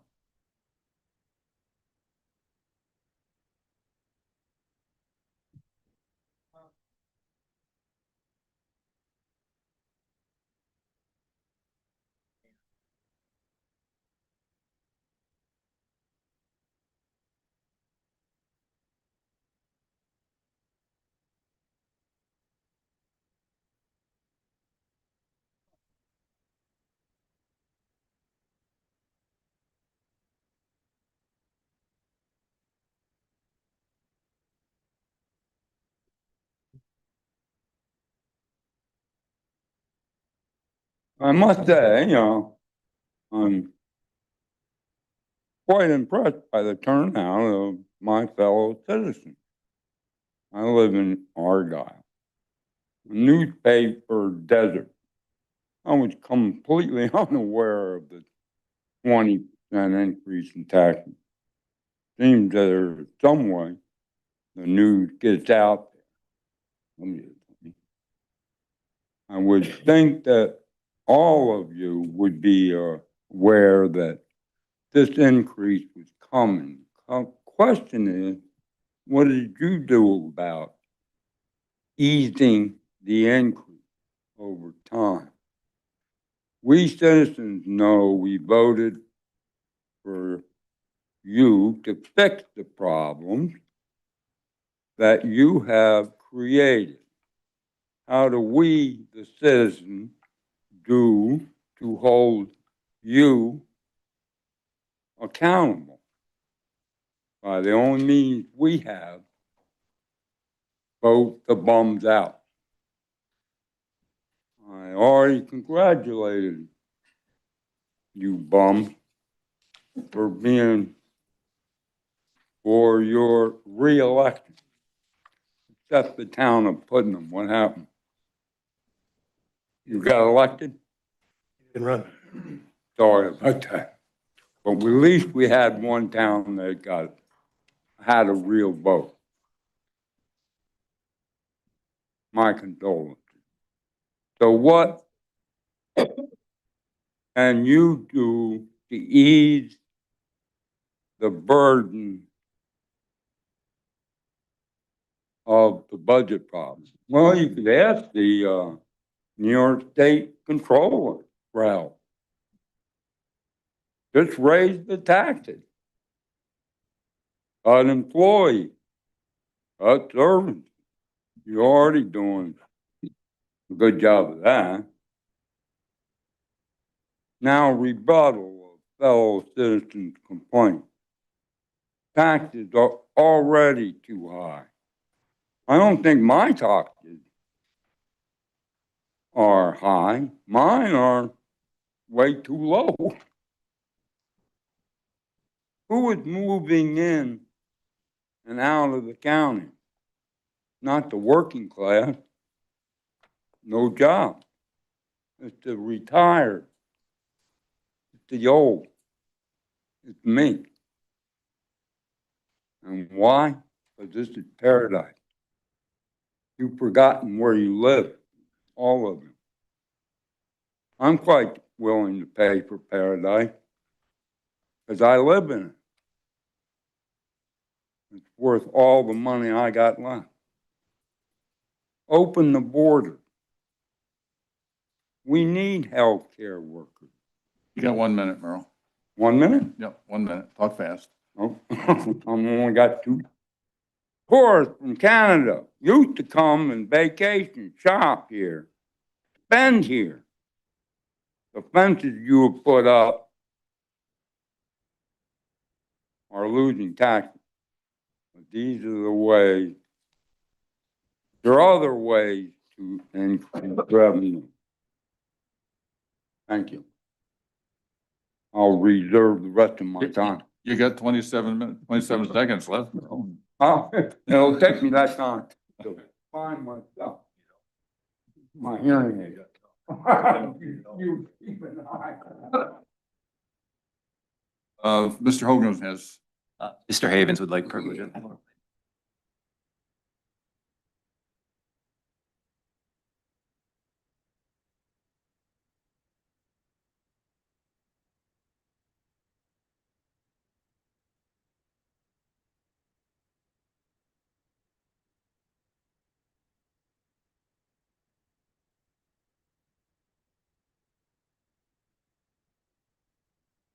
Again, for the opportunity. Thank you, Supervisor Hogan. Since early September, this financial plight of our county that we love has occupied a lot of real estate in my mind. It's taken an awful lot of nights of sleep and taken a part of me that I won't get back. Time, probably the most valuable commodity we have. And the only reason I've expended the time and let it occupy this spot in my real estate is for my love for this county, its residents. The gentleman just said it's paradise. There's no question it is. Although the greatest paradise in Washington County is up in Shushan, if you ask old George Foster, God rest his soul. It's been about sustainability all along.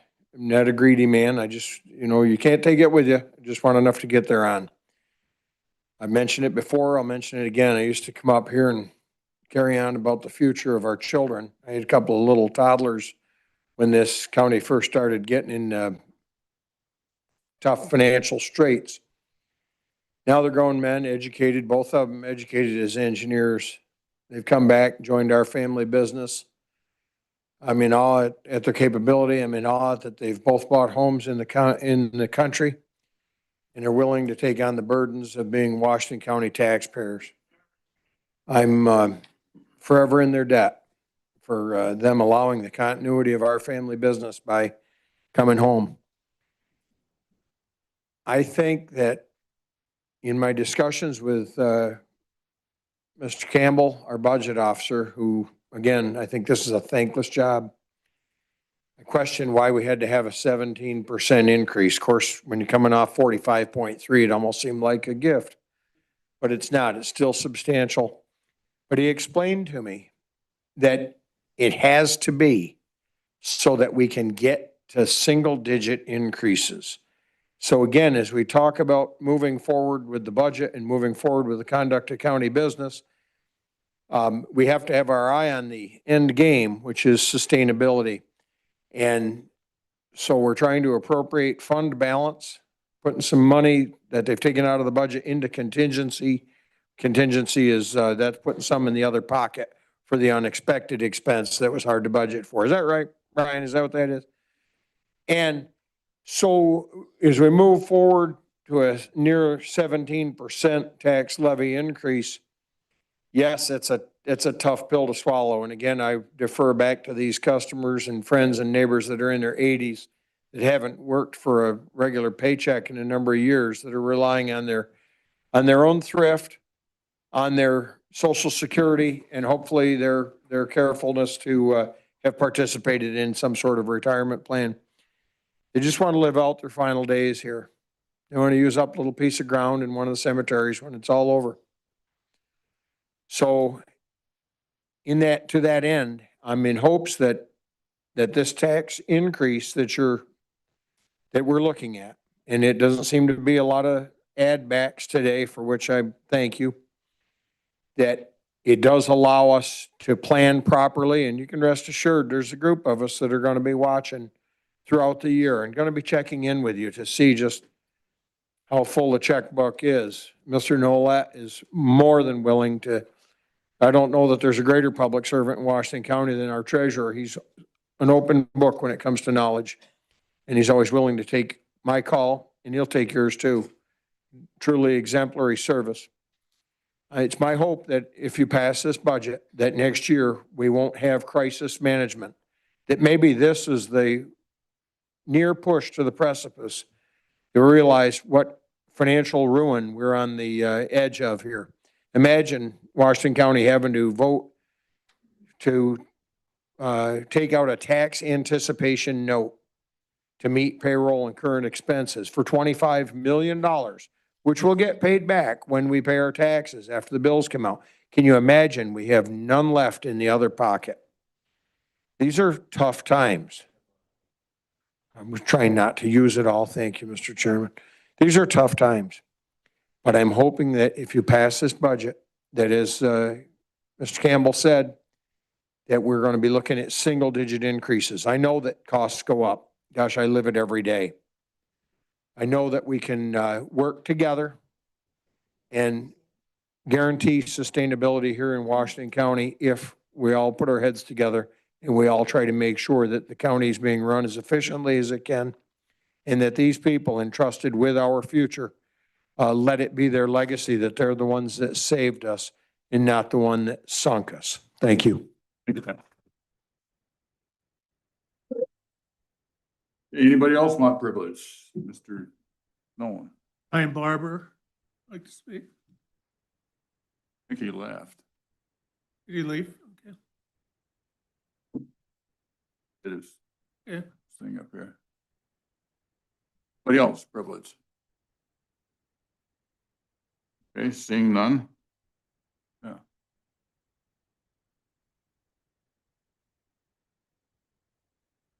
Okay, go ahead.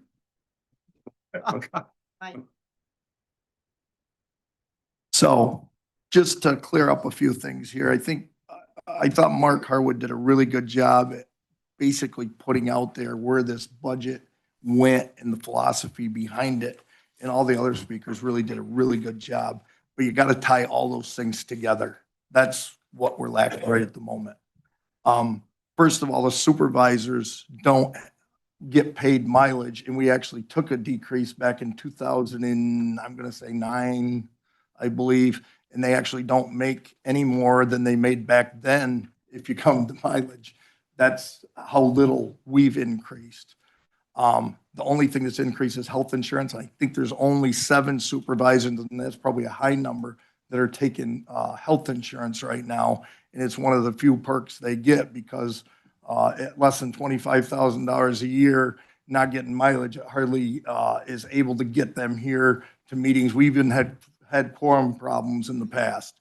We're working on that, and hopefully we're going to get through it. But the first thing he brought up was the legislative board, which is very few amount of people. And I wanted to highlight that because that hasn't changed in 10 years, the amount of people. What's changed is the cost of health insurance and retirement. there's been some wage increases, but anybody that's been in tune realizes our wages are not high at all in Washington County compared to other Washington County people, let alone to other counties. So that's kind of what we're combating here. So the reason that we are looking at layoffs, cuts, whatever you want to call them, is because we're trying to combat the two things that we can control, but they're like a year behind: health insurance and retirement. There's a lag there. The health insurance, you have to budget for what it would be if everybody's here for those positions. Same with retirement. It's a year behind. You pay after they've figured out what your amount is. And the state keeps, for some reason, raising rates, even though the stock market goes higher. It was 39,000 when they raised it the last time, and now it's at 45. We don't know where it'll be on March 31st, but that seems to be the date that they decide. So we have some things really going for us. As far as layoffs, nobody likes laying anybody off. Nobody wants to put anybody out of work. This has been a work in progress for about 6 months for me, and for the board about 80 days. So I've been through all different scenarios, and it was interesting, the different scenarios coming from different board members at certain times. And it was like, wow, I was there this many months ago, and you're trying to put them all in line. But when we get right down to it, there is 10 or less full-time positions even being cut. Most of this is retirements and vacancies. Dwayne Vaughn was good enough. He came with a compromise amendment that we're going to vote on here in a little while, and I hope we will pass that amendment. We pass those amendments on the budget because I think it was really good to see the interrelationship between all the department heads and the board. And I think we're not in a great spot. Nobody likes a 17% increase. Nobody wants to lay anybody off. This is just the best place we could get to. And even these amendments are very few, and there's nothing really huge that we can foresee coming unless somebody's got something that they haven't mentioned yet. So I just wanted everybody to know that that's how we got here, is exactly what everyone talked about today. And this is our way of trying to do it. We're trying to control the amount of people so that we control the amount of health insurance and the amount of retirement. The other thing I'd correct is our buildings that we built and the one we refurbished are all, as far as I know, under budget. Nothing's over budget as far as I know. And they were things we badly needed for who knows how many years. It's a case that we were finally able to do it, and we are looking at consolidating everything we can all of the time. And I believe, though a lot of that money that was spent had strings attached to it that was given to us that wasn't local tax dollars, we weren't allowed to use that in the budget. We used it wisely and put it towards our infrastructure so that there's two areas we shouldn't have to touch for 60 years. That's the whole idea. So I just wanted to explain that. Mr. Barber, did you want to speak again? He wants you for privilege of the floor. You're done? Yeah. Okay. The only thing I would dispute. You get. You asked. No, Mr. Nolan asked. I would have set the dog on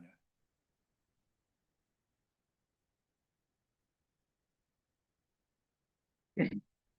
Well, Mr. Campbell just stated that everything is under budget. Not everybody that's employed in the county highway or employed in county.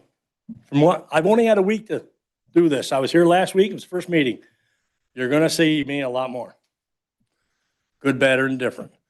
But I've had several people come up to me and tell me that's not correct. Everything has been, that's went over $1 million. You're renting a building where you got people in there when you got room in that building. So you could cut your costs there. But that's what I'm saying. There's places to cut this. There's things that your department heads are wasting money. And you guys see it. And I just got informed that I was told there was no pay raises. Well, apparently that's not quite the standard. but I'm going to research it. And God forbid if I find it's true. Some of you know me, some of you don't. I will bite in and I will hang on. Because I can't stand, I won't stand for this taxing people out of the county. I'm hoping to hang on to this farm for 10 more years. I got a son that's just started a business in there, so hopefully that'll help. But there's places to cut. And like I said, it starts at the town level. And there's people that in this, and then people that in downstairs, highway, they're essential. Yeah, you can cut them, but it just puts more work on them guys. That's not right. And I got told, there's people not pulling their weight. Everybody has to monitor everybody else. Well, you say, okay, you don't have to. We're all adults. All come sometimes you're all act like 10-year-olds. So you got to bite the bullet. You're supposed to be leaders. And that's what leaders do. They get called nasty, mean things. You know, everybody's nice to your faces. But, well, I'm sorry, Bob. I ain't seen you lately. All right. It has to stop somewhere. Each department heads have to be monitored. There's waste there. And I don't know who does it. I have no idea. But you certainly can't believe the department heads. Somebody's got to, I don't know if it's another position or what, but somebody's got to go hop around and audit these people and find out where the waste is. Because you can find it. Yes, Bob. But anyway, that's all I got to say. I wasn't going to say anymore until I got invited. So, have a nice day. Can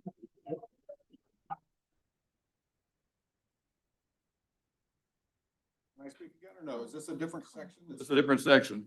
A different section, so I can Yeah. speak again? If, You're my supervisor. really. Well, got it. I thought you went back to Hartford. Well, if I'm your supervisor, come on up. You got 5 minutes. Not. Well, Hartford. Staying in Argyle.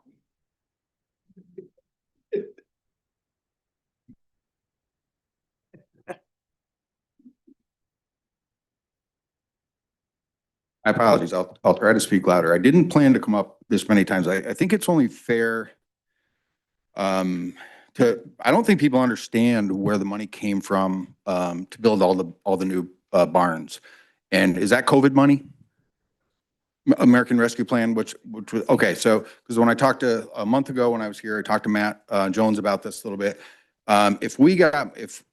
Maybe I'm wrong, and part of the problem is we don't understand. People don't understand what's going on, right? So if we got COVID money or American Rescue money through the COVID program, that does seem like a good place to invest the money, because those are 60-year buildings, right? So we really need to not, as the public, and hopefully there's a lot of people watching on TV, we need to not come down on the supervisors regarding those. That was a good decision, in my opinion, if that money was there. So last time after I left, I listened. I brought up YouTube and I listened to the rest of the meeting. And Bob, I don't have the contempt for you that I think you think I do. But one thing I noticed is you like to mention that we have the lowest paid salaries, but that's not the issue. We have too many people. So you can, you claim fiscal responsibility by being the lowest paid. Well, why don't we, if we could get more efficient, we could get rid of some people and pay higher wages to the better people. So I will say I've seen a lot of people move through the code enforcement department this summer. So I think, at least a couple and some new faces I've seen. So there's some room for not hiring through attrition, right? People leaving for whatever reason. So, is it okay to ask, so people, not for me so much, but for the people in general, the Burgoyne, is the Burgoyne money, is that out of that same, Burgoyne Avenue, is that out of that same? Some was, some wasn't. Some was, some wasn't, 20% was, 5% was, 60% was, the ballpark? About 30% was out of that. So, okay, so,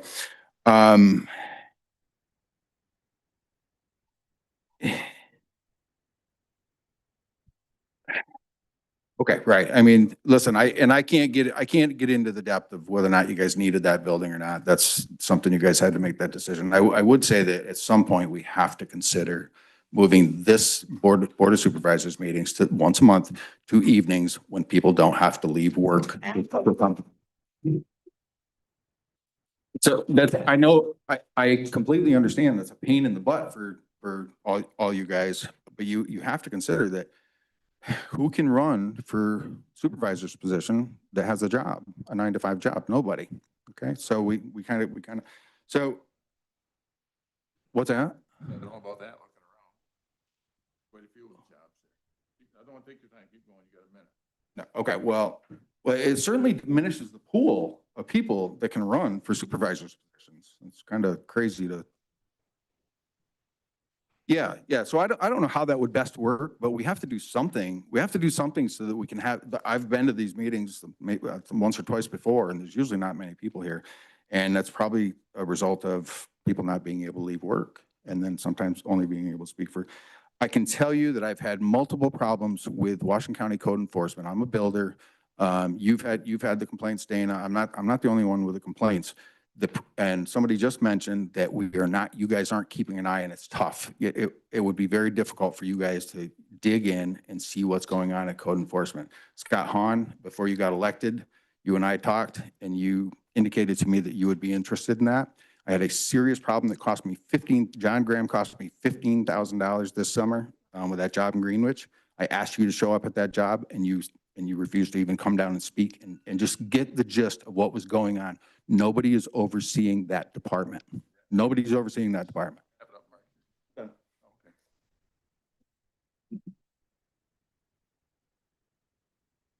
Any other privilege of the floor? Okay, seeing none, we'll at length move on to the introduction of resolutions. We do not need to set the rules aside, but I'd have the clerk read the resolved only, starting with 305. Resolution number 305 by Supervisors Campbell, Roselle, O'Brien, Shaw, Skelly, Hogan, Clary, Hall, Wilson, Nolan, title set time and place for a public hearing on introductory local law H of 2025. Resolved that a public hearing thereon be held by the Board of Supervisors on the 19th day of December 2025 at 10:05 a.m. And be it further resolved that notice of such hearing be given by publishing at least once prior to said hearing in the official newspapers of Washington County. You move on to the consideration of resolutions. Resolution number 269 by Supervisors Campbell, Roselle, O'Brien, Skelly, Hogan, Clary, Wilson, Nolan, Tall, titled to adopt introductory local law E of 2025. Moved by Supervisor Campbell, second. Fiddler, Hall, O'Brien, and Noland. Discussion. This one's roll call.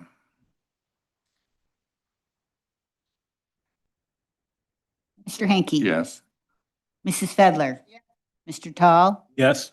Mr. Shaw? Yeah. Mr. Hall? Yes. Mr. Baker? Yes. Mr. Nolan? Yes. Mr. O'Brien? Yes. Mr. Hahn? Yes. Mr. Campbell? Yes. Mr. Skelly? Mr. Hogan? Mr. Wilson? Yes. Mrs. Clary? I have a question.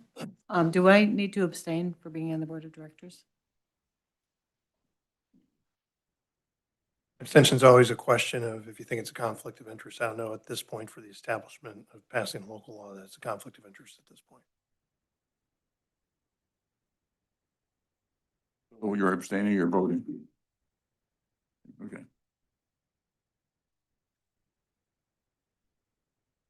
Yes.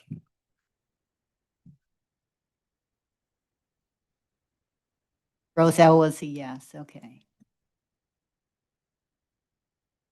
We have, the resolution is adopted, 3,719 yes, 482 absent, and 489 abstain.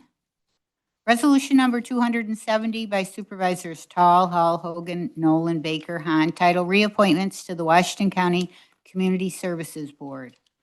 Mr. Chairman, moving resolution number 270. Supervisor Tall, second. Fiddler, Hall, Baker, O'Brien, Hahn, and Noland. Discussion. All those in favor? Aye. Opposed? Carried. Resolution number 271 by Supervisor Hogan, titled to set time and place for a public hearing on introductory local law F of 2025. Mr. Supervisor, moving resolution number 271, please. Moved by Mr. Supervisor Chairman. Hogan, second. Fiddler, Tall, Hall, O'Brien, Hahn, and Noland. Discussion. All those in favor? Aye. Opposed? Carried. Resolution number 272 by Supervisor Fisher, title set time and place for a public hearing on introductory local law G of 2025. Mr. Chairman, moving number 272, please. Moved by Supervisor Hogan, second. Fiddler, Hall, O'Brien, Hahn, Campbell, and Noland. Discussion. All those in favor? Aye. Opposed? Carried. Resolution number 273 by Supervisors Skelly, Wilson, Hogan, Roselle, Nolan, Baker, Hahn, title authorized chairman to sign contracts for services for coroners. Resolution number 273. Moved by Supervisor Skelly, second. Fiddler, Tall, Hall, Baker, O'Brien, Campbell, Hahn, and Noland. Discussion. All those in favor? Aye. Opposed? Carried. Resolution number 274 by Supervisors Tall, Hall, Hogan, Nolan, Baker, Hahn, title to accept food pantry contract, Washington County Economic Opportunity Council. Moving resolution number 274. Moved by Supervisor Tall, second. Fiddler, Hall, Baker, O'Brien, Hahn, Campbell, and Noland. Discussion. All those in favor? Aye. Opposed? Carried.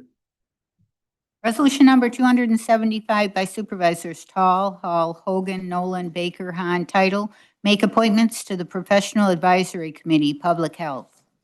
Mr. Chairman, moving resolution number 275. Moved by Supervisor Tall, second. Fiddler, Hall, Baker, O'Brien, Hahn, Campbell, and Noland. Discussion. All those in favor? Aye. Opposed? Carried. Resolution number 276 by Supervisors Campbell, Roselle, O'Brien, Shaw, Skelly, Hogan, Clary, Hall, Wilson, Nolan, Tall, title, authorized sale of property by SUNY Adirondack. Moved by Supervisor Campbell, second. Fiddler, Hall, O'Brien, Hahn, Clary, and Nolan. Discussion. All those in favor? Aye. Opposed? Carried. Resolution number 277 by Supervisors Campbell, Roselle, O'Brien, Shaw, Skelly, Hogan, Clary, Hall, Wilson, Nolan, Tall, title, to authorize the chairman of the board to sign an amendment to the municipal snow and ice agreement. Moving resolution 277. By Supervisor Campbell, second. Fiddler, Tall, Hall, O'Brien, Hahn, Clary, and Noland. Discussion. All those in favor? Aye. Opposed? Carried. Resolution number 278 by Supervisors Campbell, Roselle, O'Brien, Shaw, Skelly, Hogan, Clary, Hall, Wilson, Nolan, Tall, title, amend budget, county attorney for outside counsel. Moving resolution number 278. By Supervisor Campbell, second. Fiddler, Tall, Hall, O'Brien, Hahn, Clary, and Noland. Discussion. All those in favor? Aye. Opposed? Carried.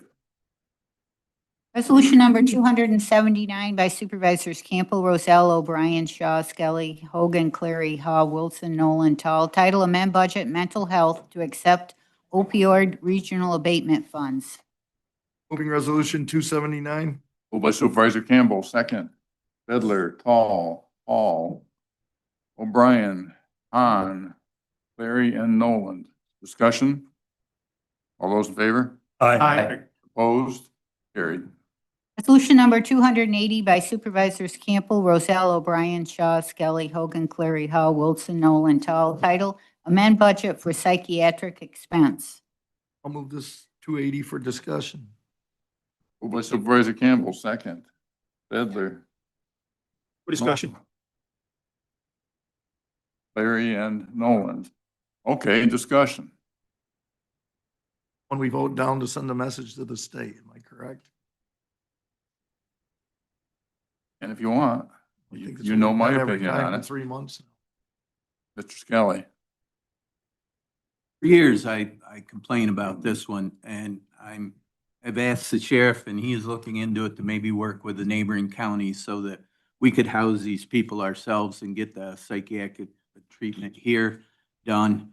This is just the state stuffing it right to us, and I'm voting no.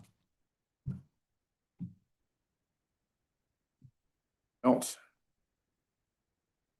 Mr. Shaw. Simple clarification.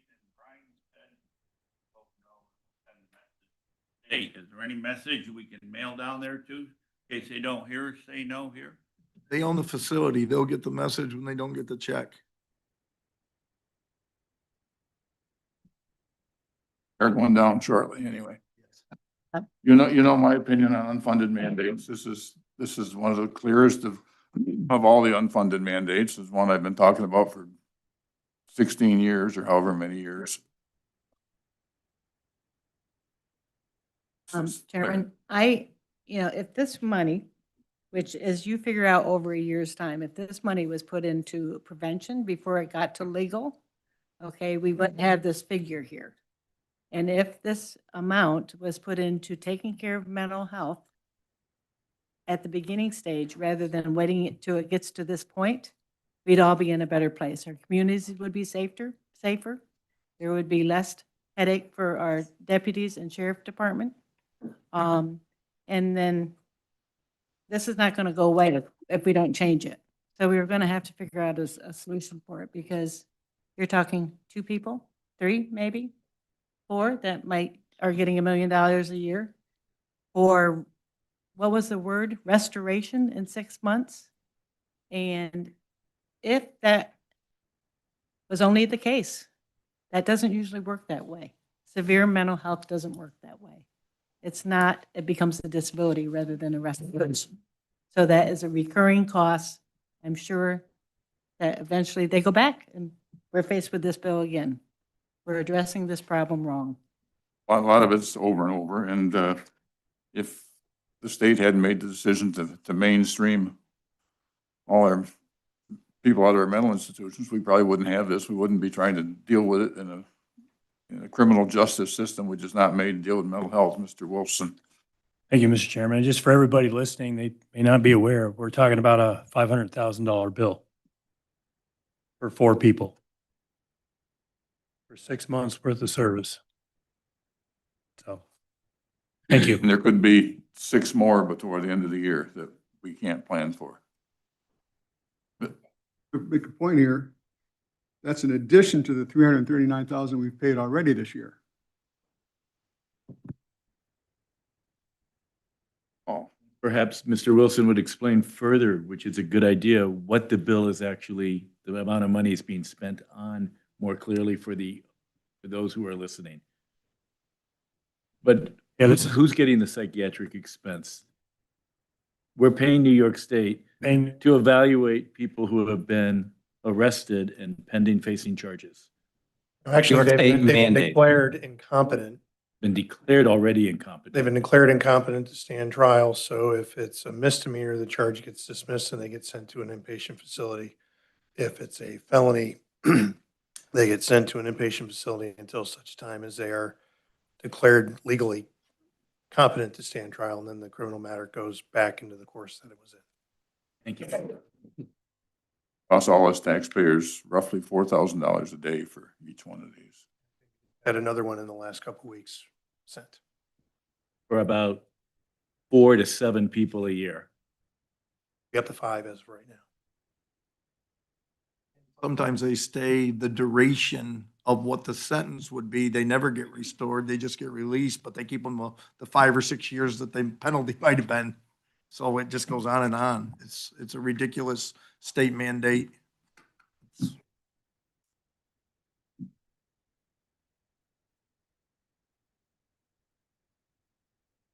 Anybody else? Would you mind, Debbie, roll call on this, please?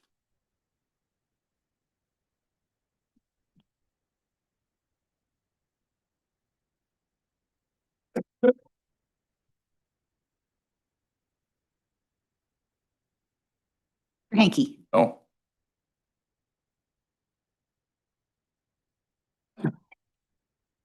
Pedler, No. Mr. Tall, No. Mr. Shaw, Mr. Hall, No. Mr. Baker, No. Mr. Nolan, No. Mr. O'Brien, Mr. Hahn, No. Mr. Campbell, No. Mr. Skelly, No. Mr. Hogan, No. Mr. Wilson, No. Mrs. Clary, No. Mr. Wang, No. Mr. Rozell. No. For the sake of those listening, we will pay a price for this. Resolution is defeated, 4,208 and 482 absent. We'll visit you in jail, Bob. That'd be cookies. Resolution number 281 by Supervisors Campbell, Roselle, O'Brien, Shaw, Skelly, Hogan, Clary, Hall, Wilson, Nolan, Tall. Title: Amend County Road Fund Budget for Machinery Rentals. Moving 281. Moved by Supervisor Campbell, second. Pedler, Tall, Hall, O'Brien, Larry, and Nolan. Discussion. All those in favor? Aye. Aye. Opposed? Carried. Resolution number 282 by Supervisors Campbell, Roselle, O'Brien, Shaw, Skelly, Hogan, Clary, Hall, Wilson, Nolan, Tall. Title: Amend Budget for Safety Net and Services for Recipients. 282. Moved by Supervisor Campbell, second. Pedler, Tall, Hall, O'Brien, Hahn, Clary, and Nolan. Discussion. All those in favor? Aye. Opposed? Carried. Resolution number 283 by Supervisors Campbell, Roselle, O'Brien, Shaw, Skelly, Hogan, Clary, Hall, Wilson, Nolan, Tall. Title: Amend Budget, Jail for Food and Medical Supplies. 283. Moved by Supervisor Campbell, second. Pedler, Tall, Hall, O'Brien, Larry, and Nolan. Discussion. All those in favor? Aye. Opposed? Carried. Resolution number 284 by Supervisors Campbell, Roselle, O'Brien, Shaw, Skelly, Hogan, Clary, Hall, Wilson, Nolan, Tall. Title: Amend Budget, Snowmobile Trail Funds. 84. By Supervisor Campbell, second. Pedler, Tall, Hall, O'Brien, Hahn, Larry, and Nolan. Discussion. All those in favor? Aye. Opposed? Carried. Resolution number 285 by Supervisors Campbell, Roselle, O'Brien, Shaw, Skelly, Hogan, Clary, Hall, Wilson, Nolan, Tall. Title: Official Newspaper Designation, Democrat, Republican. 285. Moved by Supervisor Campbell, second. Pedler, Tall, Hall, O'Brien, Hahn, Larry, and Nolan. Discussion. All those in favor? Aye. Opposed? Carried. Resolution number 286 by Supervisors Campbell, Roselle, O'Brien, Shaw, Skelly, Hogan, Clary, Hall, Wilson, Nolan, Tall. Title: Official Newspaper Designation, Republican, Democrat. 86. Moved by Supervisor Campbell, second. Pedler, Tall, Hall, Bryan, Clary, and Nolan. Discussion. All those in favor? Aye. Aye. Opposed? Carried. Resolution number 287 by Supervisors Campbell, Roselle, O'Brien, Shaw, Skelly, Hogan, Clary, Hall, Wilson, Nolan, Tall. Title: To relevy various unpaid user fees. Moving 288. Moved by Supervisor Campbell, second. Pedler, Tall, Hall, O'Brien, Hahn, and Nolan. Discussion. All those in favor? Aye. Opposed? Carried. Resolution number 288 by Supervisors Campbell, Roselle, O'Brien, Shaw, Skelly, Hogan, Clary Hall, Wilson, Nolan, Tall. Title, Relevy Unpaid Sewer District Number 1 User Fees. 88. By Supervisor Campbell, second. Bedler, Tall, Hall, O'Brien, Hahn, Clary, and Noland. Discussion. All those in favor? Aye. Opposed? Carried. Resolution number 289 by Supervisors Campbell, Roselle, O'Brien, Shaw, Skelly, Hogan, Clary Hall, Wilson, Nolan, Tall. Title, to relevy unpaid sewer district number 2 user fees. Moving 289. Moved by Supervisor Campbell, second. Bedler, Tall, Hall, Clary, and Noland. Discussion. All those in favor? Aye. Opposed? Carried. Resolution number 290 by Supervisors Campbell, Roselle, O'Brien, Shaw, Skelly, Hogan, Clary Hall, Wilson, Nolan. Title, amend budget for community college tuition. Resolution 290. By Supervisor Campbell, second. Tall, Hall, O'Brien, Clary, and Noland. Discussion. All those in favor? Aye. Opposed? Carried. Resolution number 291 by Supervisors O'Brien, Shaw, Hall, Nolan, Wang. Title, to rescind resolution number 99 of 2025 vehicle fleet management policy. Resolution 291. Oh, sorry, my fault. Go ahead, Dave. Chairman, moving 291. Fight, kids, don't fight. Moved by Supervisor O'Brien, second. Bedler, Tall, Hall, Hahn, Wang, and Noland. Discussion. All If those I- in favor? If I could, I'm Mr. Chairman, sorry. just to point out, because we have so much of the public here listening, this resolution right here will assist in the reduction in costs for our budget in 2026. Further discussion. All those in favor? Aye. Opposed? Carried. Resolution number 292 by Supervisor Hogan, title to rescind resolution number 100, March 21, 2023, section 1, employee eligibility, subsection D, and to clarify the eligibility resolution number 100, March 21 of 2023, section 1, employee eligibility, subsection C. Chairman, moving resolution number 292, please. Moved by Supervisor Hogan, second. Hall, Hahn, Wilson, and Noland. I understand you want to amend this? I've got a thing here. Draft. You've got in your packet a, Start over. So yeah, with the amendment for resolution 292, what part of the amendment do you want me to read, the whole thing? I've got it in front of you. The strikeout? I'm sorry, these were provided by you, right, Dan? Yes. Yep, thank you. All provided, Dana. Yeah. Okay, so you're moving the amendment. There's a second on the amendment. Hall, Shaw,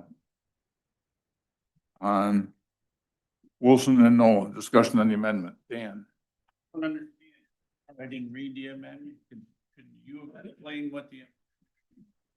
Part of it, Mr. Supervisor, was to clarify it because the way it read initially, it sounded like it was going to only be in effect for 1 year. Number one, as opposed to where I understand this is prospectively going forward as of January 1, 2027, if it passes. And the other amendment was,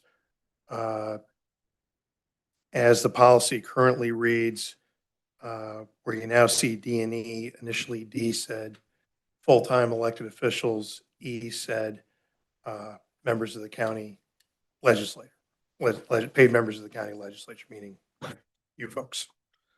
And I know there was some concern about whether a supervisor was considered a full-time employee.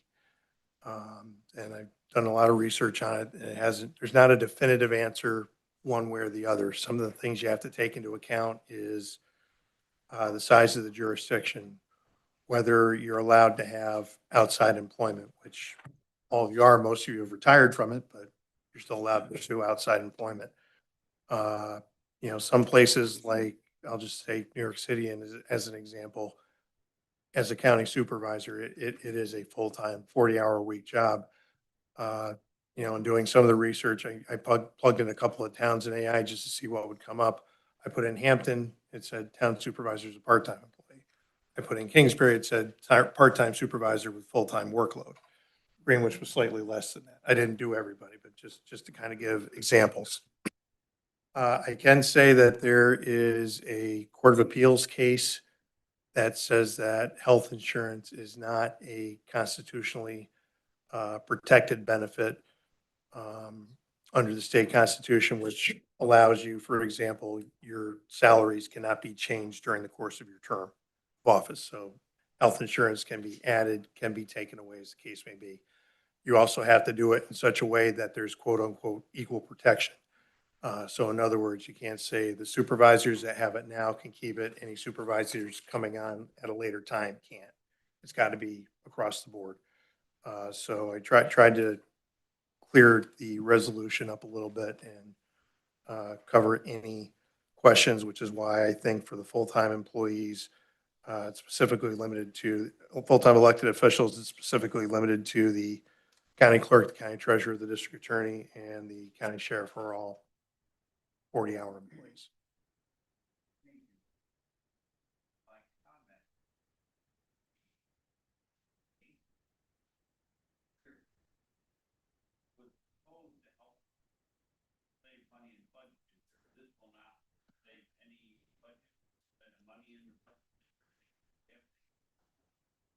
No, you may recall on November 10th, I made a motion in finance. It was defeated. So this is my attempt to compromise and adjust that, at least to get it off the books next year.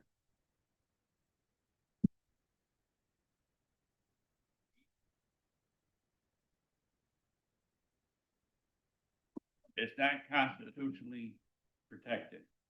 Right. So Health insurance specifically is not a constitutionally protected benefit. pay this year, we wouldn't be. There is some there are some questions, and this kind of the fact that it goes into effect in 2007 because of the Court of Appeals upheld the even year election law. Everybody's going to have to run next year again.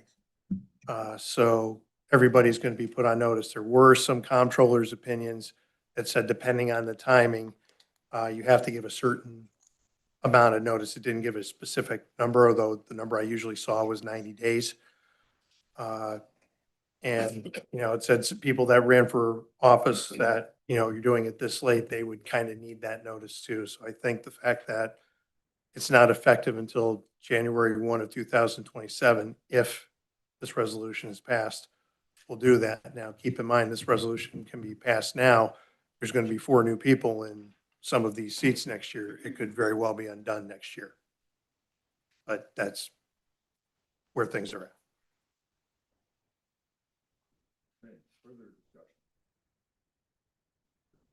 Bill, Our plan runs out in June. But it would end in December of 26 if this passed. This past, yes, it would be December 31 of 26. I believe that may be something personnel has to look at to be certain, but obviously we do have to reenact the plan in May of next year. Larry.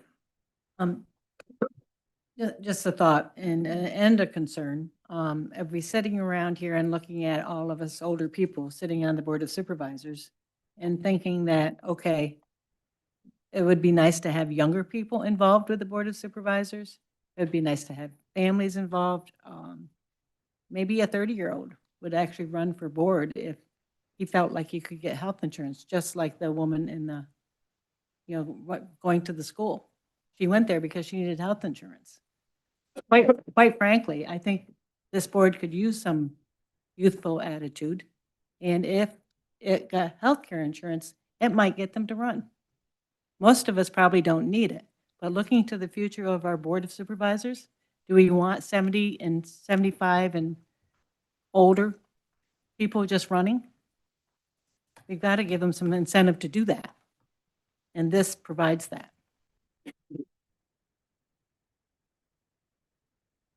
Oh, I respect your opinion, Supervisor Clary. It hasn't happened in the last 10 years or so. So I don't think it's going to happen in the future. This is one of the main reasons I ran. When I run 8 years ago, I was self-employed. I paid for my own insurance for 30-something years. I didn't work for anybody else to come out of my pocket, my two hands.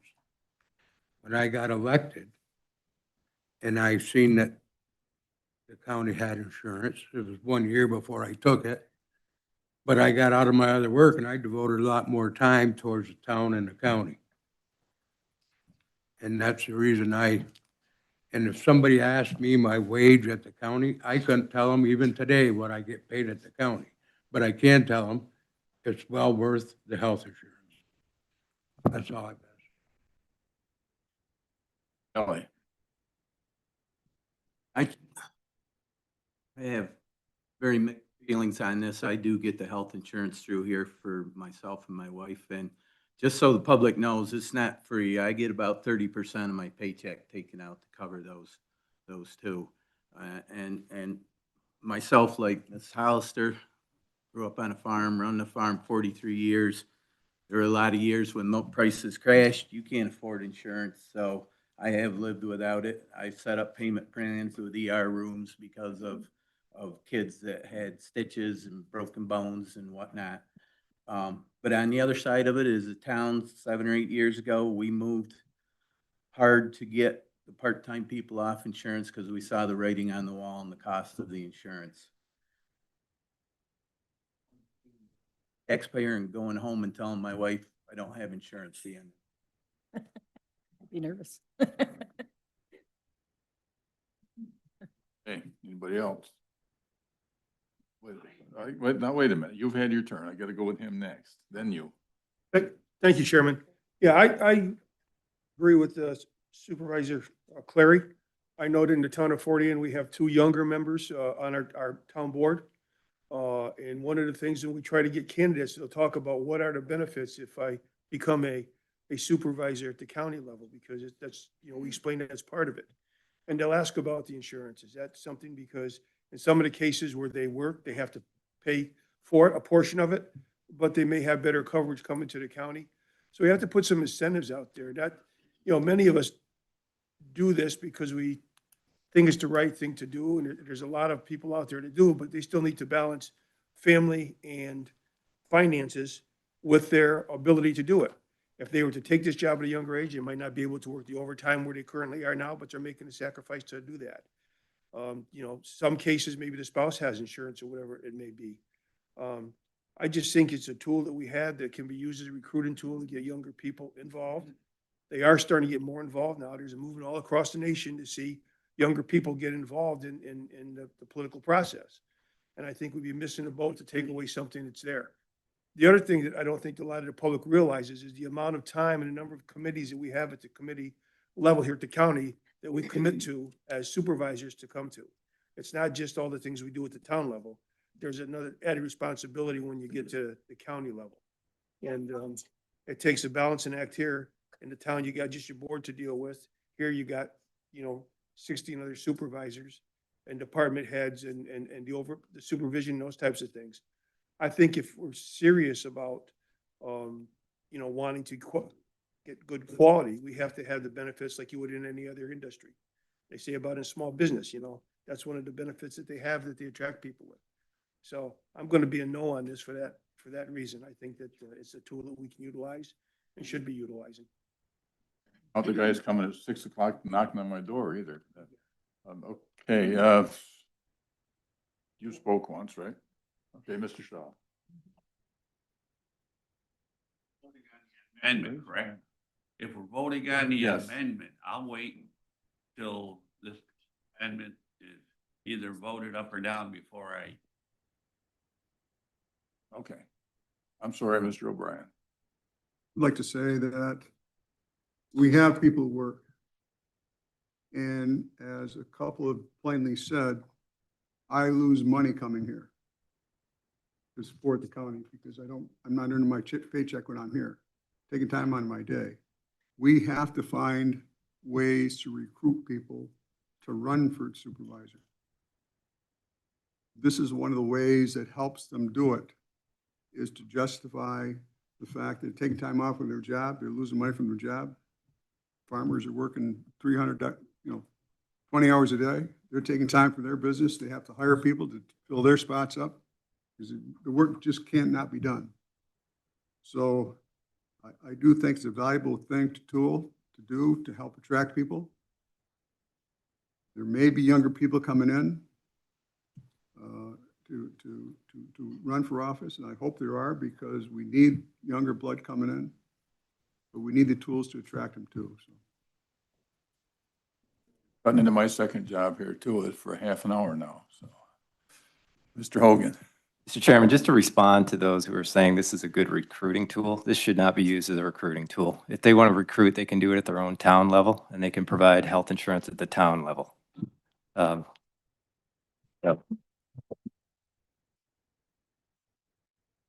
I think that was just as explanation for the amendment. I think that was part of.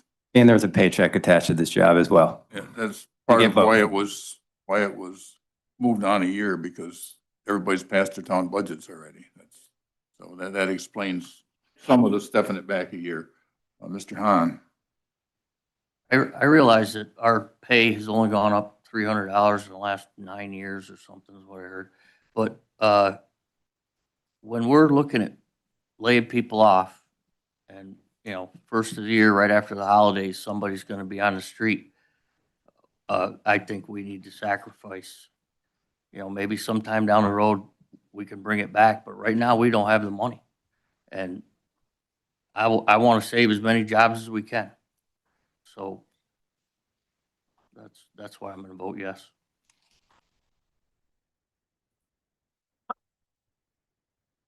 Anybody else? This is on the amendment now. Anybody else on the amendment?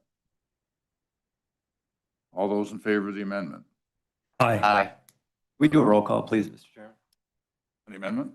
Okay, we can. On both. Mr. Hanky. Yes. Mrs. Fedler. Mr. Tall. Mr. Shaw. Mr. Hall. No. Mr. Baker. Mr. Nolan. Yes. Mr. O'Brien. Mr. Hahn. Yes. Mr. Campbell. Mr. Skelly. Mr. Hogan. Yes. Mr. Wilson. Yes. Mrs. Clary. No. Mr. Wang. Mr. Rosell. Is that a yes? Yes, okay, sorry. The amendment is passed, 3,686 yes, 522 no, 482 absent. Okay, now we're returning to the motion as to the unit as amended. Mr. Campbell. So what I would comment on this is at the town level, we're community rated, so it costs about double for our town to pay it as it does the county, which is not good for any town. And the difference is the little towns, we get an AIM payment of around $7,000, whereas Kingsbury probably gets an AIM payment of around $120,000, and that would offset some of these costs. And one family plan, maybe even an individual plan right now, would cost more than our tax cap in Hebron. And so that's where I have the big discrepancy here. I think it's a county job, and I put a lot of time in it, the county job. I don't know if it's called full-time, part-time, or whatever, but I just think this is a bad precedent to set, because how long before they decide not to give it to our employees here because they just heard that it's not something that you have to do. I think that would be wrong. So I don't want to start us down that road. Oh. The comment may be similar to Brian's, but no matter where it comes from, it's out of taxpayer dollars. And if what we have at the county is far cheaper than we would be able to get at a town level with 2, 3, 10 employees, it would be irresponsible for us to encumber our towns with that tax we can work an arrangement. We should look at a coordinated effort between the two packages, but we shouldn't be taking more out of the taxpayer because we're getting insurance at the town when we could buy it cheaper at the county. I'm sorry, Daniel. Paul was absolutely right that it's cheaper at the county. And if we need it, we can buy it maybe from the county. But I know that I can buy it from the Teamsters in my town for less than what the county is and have better coverage. So we want to be careful about what we're trying to sell here. And I'll tell you, the public has been here listening to this for the last 2 meetings. And they've been very clear that the cost to the taxpayers is excessive. And the cost to the people that are being laid off is excessive. And yet we feel them and we're saying, well, don't touch us. I took health insurance. Why I took it? It came with the job. And yes, I pay over $200 a month, my share of health. No. Yes, 200, maybe $400 a month. I'm not sure what it is. I don't pay much tax, but the point is, in my age 75, I can get health insurance pretty reasonable. I don't do Medicare Plan B because I don't need it with health insurance. I'm retiring. I'm getting out, so I'll come off this, and I'm going to end up paying more money. But it's either that or stay on. And man, if I'm here just to keep health insurance, you got the wrong person sitting in this chair. I'll tell you that.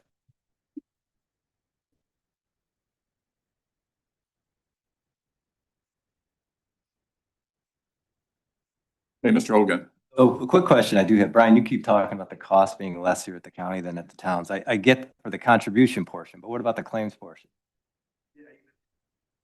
But aren't our claims variable because we're self-insured? We have to pay out. So if somebody has, like you, for example, you have a serious illness this year, we can't put a cap on that. Probably cost you $500, so. No, I'm not saying up to this point. Yeah. And I'll take your word for it because there's no way for us to prove that, correct? Well, we can't. We've asked for the claim data and they won't give it to us, is my point. So my question, when we're talking about the claims are variable. They could skyrocket out of control at any moment and destroy this budget for next year. So that could be limited at the town with a community rated plan. Next. Mr. Treasurer.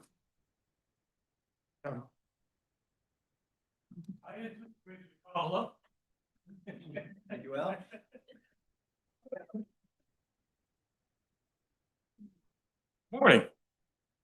Afternoon, actually. Morning. Morning. Mr. Rozell, who had the question? Mr. Hahn. Same question, third meeting. I can go back and get the exact dollars, but it's a little bit over 300,000. What surprised me is 2/3 of it was dependents and not the employee. That data I found interesting. So the claims cost was actually lower than I anticipated. And what I really didn't see coming was that 2/3 of it was the dependent, not the employee. Was that number last year or this year so far? The past 12 months, rolling past Okay. 12 months. Thank you. Yes, sir. Mr. Hope. How would a major illness make that number skyrocket potentially? So, we buy, Mr. Hope, I don't mean to, I'm not dancing around the answer, because the short answer is we're capped. We buy what's called stop loss insurance. So any claims over 275,000, we're out. Then the insurance kicks in, like it would in a major catastrophic illness or something. So we are on the hook for up to that per participant, but there is a safety net against, God forbid somebody had, $1 million worth of, special cancer treatments or, a catastrophic car accident or something like that. We do have a cap. We're smart enough to buy that insurance. So.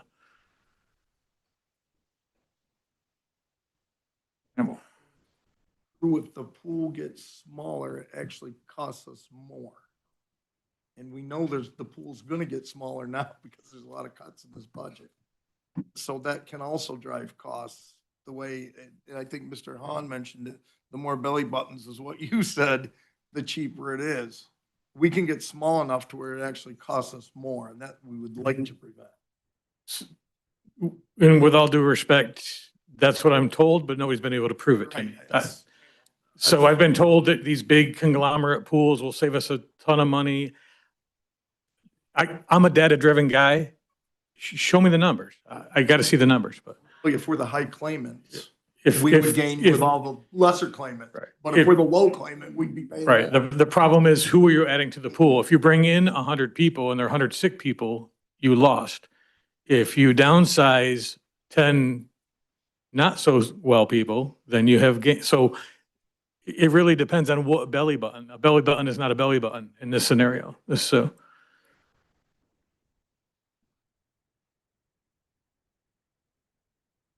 So, you know, we're talking about numbers. Yes, sir. We saved the town of Hartford $16,000 in 2026 by going to Teamster Insurance. So I understand that the county could be affected by those numbers, but we're talking about 17. And I think that I've talked to some of the supervisors who have Teamsters to actually explore those avenues. And one thing that's nice about this resolution, if it passes, you still have time to talk about it. And there might be some compromises where, you know, do you insure just the supervisor and not the dependents, if that's where the claim costs are? There are conversations.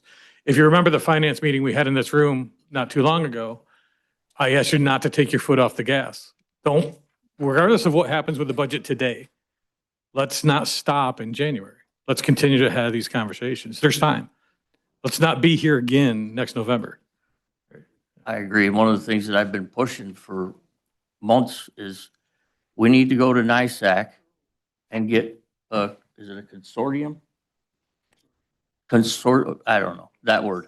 So, just like the Association of Towns just did, the town can jump on that, and however many towns in the state have joined that drives the cost down. I'd like to see the Association of Counties do the same. There are a couple counties in the western part of the state that did it.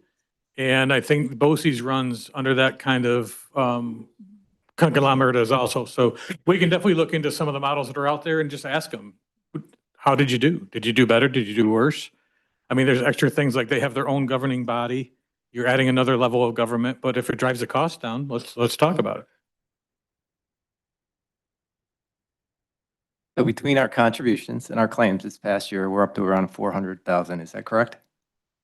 Fair number, yes. Take that average over 10 years, that's 4 million, correct? Oh, Would you like to have 4 million in your fund balance today? go for it. There you go.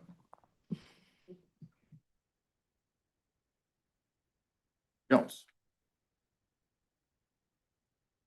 Ms. Clary. So if this were to pass, so we would still have time to think about what the next year is going to bring, because potentially we could have change in healthcare insurance over the next 6 months.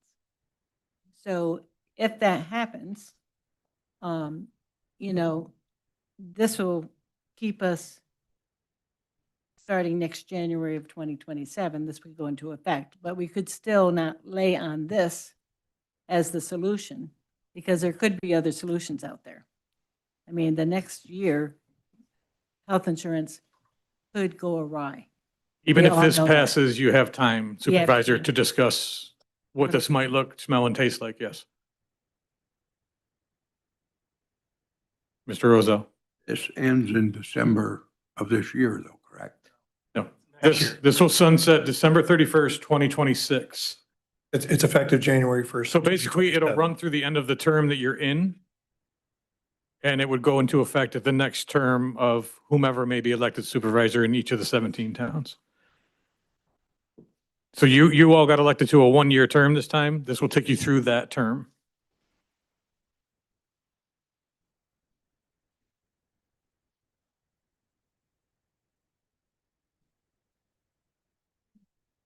Or as a general comment, even in my little town, We have Teamsters available for the Teamsters Fellows, and we have a couple in the town that might be able to use it.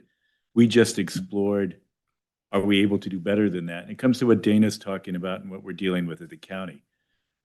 Everybody should do this analysis. If you were to go for the copper package, the lowest package, and then backstop it to match the Teamsters, you actually might save money, but you're going to have the tail exposure to the max out of pockets. So we maybe need to be a little more fiscally analyzing what makes the most sense. And I know you're very involved in insurance, Dana. Maybe I'm doing something wrong, but I'd love to discuss with you what we did and the analysis we did that shows insurance is always something. You don't want to have a high out of pocket, but if you take the highest out of pocket and you backstop that just like the Teamsters would out of your town budget and budget for it, over 10 years, you will be lower in all likelihood than you would if you bought the Teamsters insurance in my town anyway. Just to add to that a little bit, the Teamster insurance, you can get one, I don't know what you would call it, civilian or whatever, non-member for every member that's on their rolls. Remember, not everybody's got Teamsters. That's the, we got a number of towns that aren't unionized or highways aren't unionized. Anybody else? You want me to just call it? Or you want to roll call it right from the beginning? Okay. Mr. Hinky, No. Mrs. Fedler, Mr. Tall, Yes. Mr. Shaw, Yes. Mr. Hall, No. Mr. Baker, Oh. Mr. Nolan, Yes. Mr. O'Brien, No. Mr. Hahn, Yes. Mr. Campbell, No. Mr. Skelly, Mr. Hogan, Yes. Mr. Wilson, Yes. Mrs. Clary, No. Mr. Wang, No. Mr. Rozell. No. The resolution is defeated, 1,912 yes, 2,296 no, 482 absent. Resolution number 293 by Supervisors Hall, Campbell, O'Brien, Skelly, Wilson, Nolan, Tall, title to amend staffing pattern, public defender. Mr. Chairman, moving resolution number 293. Moved by Supervisor Hall, second, Fiddler, Hall, and Nolan. Discussion. All those in favor? Aye. Come on, come on, come on. Don't be so enthusiastic. Get up, will you? All those opposed? Carried. Resolution number 294 by Supervisor Campbell, titled Supplemental Mortgage Tax Disbursements. 294. By Supervisor Campbell, second. Fiddler, Hall, Brian, Hahn, and Nolan. Discussion. All those in favor? Aye. Opposed?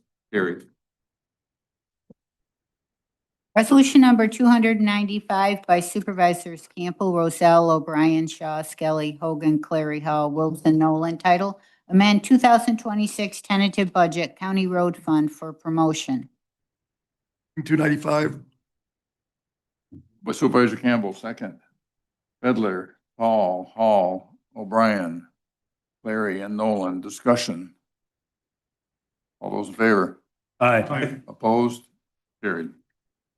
Resolution number 296 by Supervisors Campbell, Rozell, O'Brien, Shaw, Skelly, Hogan, Clary, Hall, Wilson, Nolan, title amend the 2026 tentative budget, Board of Elections. Moving 296. Supervisor Campbell, second. Fiddler, Hall, O'Brien, Hahn, Clary, and Nolan. Discussion. All those in favor? Aye. Opposed? Carried. Resolution number 297 by Supervisors Campbell, Rozell, O'Brien, Shaw, Skelly, Hogan, Clary, Hall, Wilson, Nolan, title amend the 2026 tentative budget to add historian. Moving 297. by Supervisor Campbell, second. Bedler, Tall, Hall, Brian, Hahn, Clary, and Nolan. Discussion. All those in favor? Aye. Opposed? Carried. Resolution number 298 by Supervisors Campbell, Roselle, O'Brien, Shaw, Skelly, Hogan, Clary, Hall, Wilson, Nolan. Title amend the 2026 tentative budget for public health revenue. Moving 298. Moved by Supervisor Campbell, second. Bedler, Tall, Hall, O'Brien, Hahn, Clary, and Nolan. Discussion. All those in favor? Aye. Opposed? Carried. Resolution number 299 by Supervisors Campbell, Roselle, O'Brien, Shaw, Skelly, Hogan, Clary, Hall, Wilson, Nolan. Title amend the 2026 tentative budget to reduce appropriation to Cornell Cooperative Extension. 99. Supervisor Campbell, second. Bedler, Tall, Hall, O'Brien, Hahn, Clary, and Nolan. Discussion. All those in favor? Aye. Opposed? Carried. Resolution number 300 by Supervisors Campbell, Roselle, O'Brien, Shaw, Skelly, Hogan, Clary, Hall, Wilson, Nolan. Title amend the 2026 tentative budget to reduce contract to Washington County Local Development. Moving number 300. Supervisor Campbell, second. Bedler, Tall, Hall, O'Brien, Hahn, Clary, and Nolan. Discussion. All those in favor? Aye. Opposed? Carried. Resolution number 301 by Supervisors Campbell, Roselle, O'Brien, Shaw, Skelly, Hogan, Clary, Hall, Wilson, Nolan. Title amend the 2026 tentative budget general fund for promotions. Go one. Supervisor Campbell, second.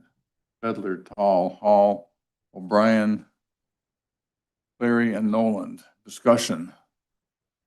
I think this ought to be pointed out. It's not necessarily for promotions. It's for people that are working out of title work, and we're adjusting their titles is basically what we're doing. All those in favor? Aye. Opposed? Carried. Resolution number 302 by Supervisors Campbell, Roselle, O'Brien, Skelly, Hogan, Clary, Hall, Wilson, Nolan. Title amend 2026 tentative budget, DSS, remove youth advocate contract. Two. Moved by Supervisor Campbell, second. Bedler, Tall, Hall, O'Brien, Clary, and Nolan. Discussion. All those in favor? Aye. Opposed? Carried. Resolution number 303 by Supervisors Campbell, Roselle, O'Brien, Skelly, Hogan, Clary, Hall, Wilson, Nolan. Title amend 2026 tentative budget, DSS, to reinstate positions and move DSS IT staff to IT. Resolution number 303. Supervisor Campbell, second. Bedler, Tall, Hall, O'Brien, Hahn, Clary, and Nolan. Understand you got an amendment to this? Some of the numbers were off because we were doing it in rapid fire during the meeting. So we had to clarify all of them, and those are the new numbers as they stand. It's in your packet. It's number 303. Motion to amend by Supervisor Campbell, according to the second. Hall, O'Brien, Wilson, Clary, and Nolan. Discussion on the amendment. All those in favor of the amendment? Aye. Opposed? Carried. Now back to the motion as amended. Discussion on the motion as amended. All those in favor? Aye. Opposed? Carried. Resolution number 304 by Supervisor Campbell, titled Resolution Adopting the Budget for Fiscal Year 2026, Making Appropriations for the Conduct of County Government. Resolution number 304. Supervisor Campbell, second. Bedler, Hall, O'Brien, Wilson, Clary, and Nolan. Discussion. Mr. Wilson. Thank you, Mr. Chairman. Yeah, although I don't like the percent increase, having been a part of this process, it's where we finally got to, and we iterated this multiple times. We had a lot of involvement. a lot of feedback from the public. We reconsidered some actions, and considered new ones based on that feedback. So I really appreciate everybody coming out and getting involved in the process. So thank you for that. Despite the fact that we still don't like the rate of increase, I'm going to have to vote yes, because I think it's the best compromise we have right now to all the competing interests that we've heard from the public over the past couple of months.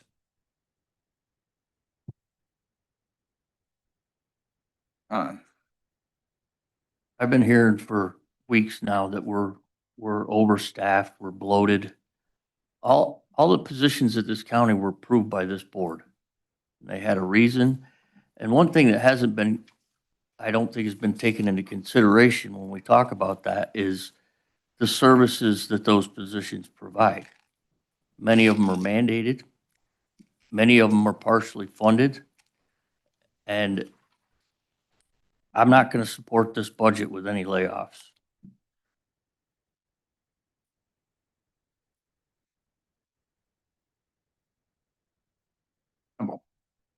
Well, I'd like to comment that with all the work that's gone into this and with all the meetings we've had and everyone's finally come together to get to this part, and I don't know whether it's going to pass or not. I hope it does.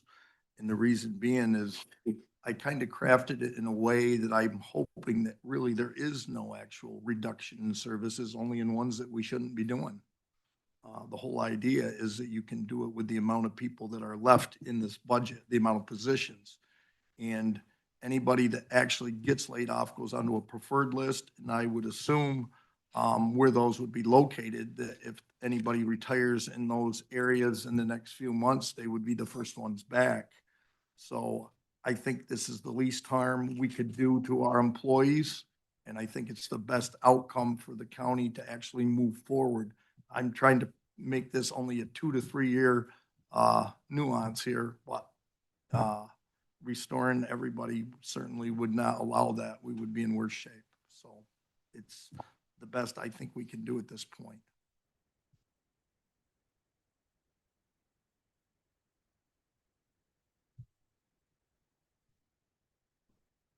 For my clarification, if we don't pass this budget and we don't pass budgets before December 19th, we will have the budget that we're at right now, as I understand it, and these layoffs will take place even if we decline every budget attempt from here forward. Is that as I understand it? Yes, as of right now, the budget that is before you to be voted on is the tentative budget that the budget officer presented, as well as the amendments that you have approved this afternoon.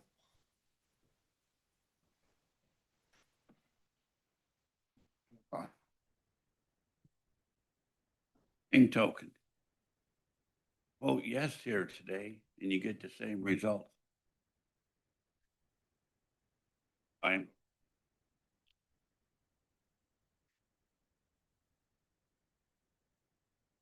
That's a protest vote. Vote no. Voting yes is going to get you the same results today as it will on December 21st if you vote no. So the only thing you really can record in all reality is a protest vote. Yet if we vote no, if I'm not mistaken, we will be in recess and there may be further cuts or further tax increases between now and December 29th with further amendments. In the dream world, yes. In reality, there won't. That's another prediction I'll give you right now. Okay. It's over with today. I mean, we are not willing to hurt ourselves in any way. We're needed. We're necessary. We're too important to have anything taken away from us. And that is my protest vote. And I'm sorry, I apologize for being bitter in my attitude. Again. Lot of thought is I'm still not happy with the fact that our budget is high, but again, we put in all that work. But I'll be a yes vote, because if it's gonna end up being the budget, why are we leaving the employees in limbo that much longer? It's just not fair. And it's fair when we feel that a no is only a protest and it's gonna end up being the vote anyway in December, why are we dragging out the employees that unfortunately will be laid off? So on that case, even though I'm not happy with the amount, I'll still vote yes. Considering that, I think it's pretty well, the common thought here is that this budget is not going to change much between now. If we wait until December 20th to pass the budget, we have employees who will have to start doing the bills as soon as we pass the budget. We can't do the bills, tax bills to go out, and we're looking at them going into the holiday season, and they'll have to be here working to get the bills out for the first of the year. So it's a consideration of our employees who do the bills that I think we respect them enough. If the majority think that there is no change that's going to be made to this budget between now and December 20th, let's respect those employees after the work. Let's respect those employees that might be laid off. I think they should be a little higher on the table of respect. And I look at it like we have another month to work on this. And as long as people's livelihood is on the line, I say we take that month.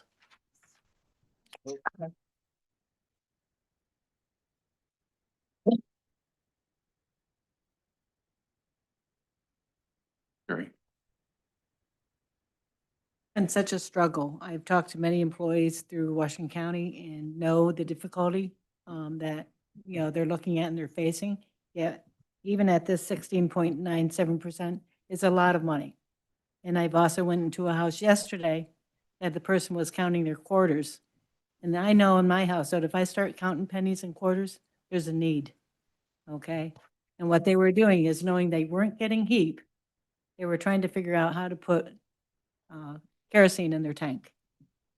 There's a lot of problems going on right now. And the only way we can do this is to support each other. I'm kind of with Scott. I do not like the layoffs. I think we should think about that.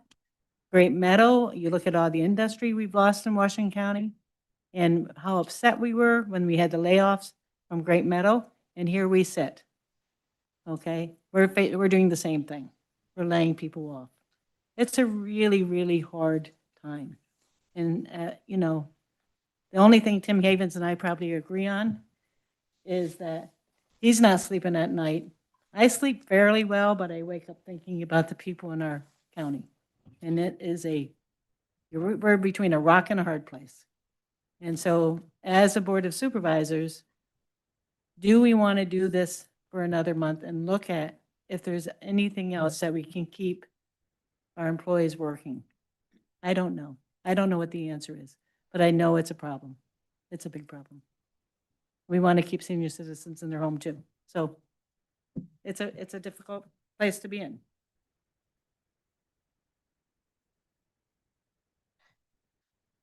No one else wants to talk? No. I do. I feel particularly horrible about this entire process. This has been a terrible sort of a deal for everybody, and I certainly feel as strongly for employees as anybody. And you keep invoking the retired people and trying to stay in their house that are, 75 years old. I know one. Right here, I'm still working a couple of jobs to keep it going. So I certainly feel, on the taxpayer's side as well. I don't think that I could vote for or against this budget and feel good. Whatever the vote comes out today, I'm going to feel bad for perhaps different reasons, but nevertheless, it's not a win-win situation. I just hope that everybody realizes, we'd like to say, oh, gee whiz, it's you supervisor that put you in that position. Well, that's not the case.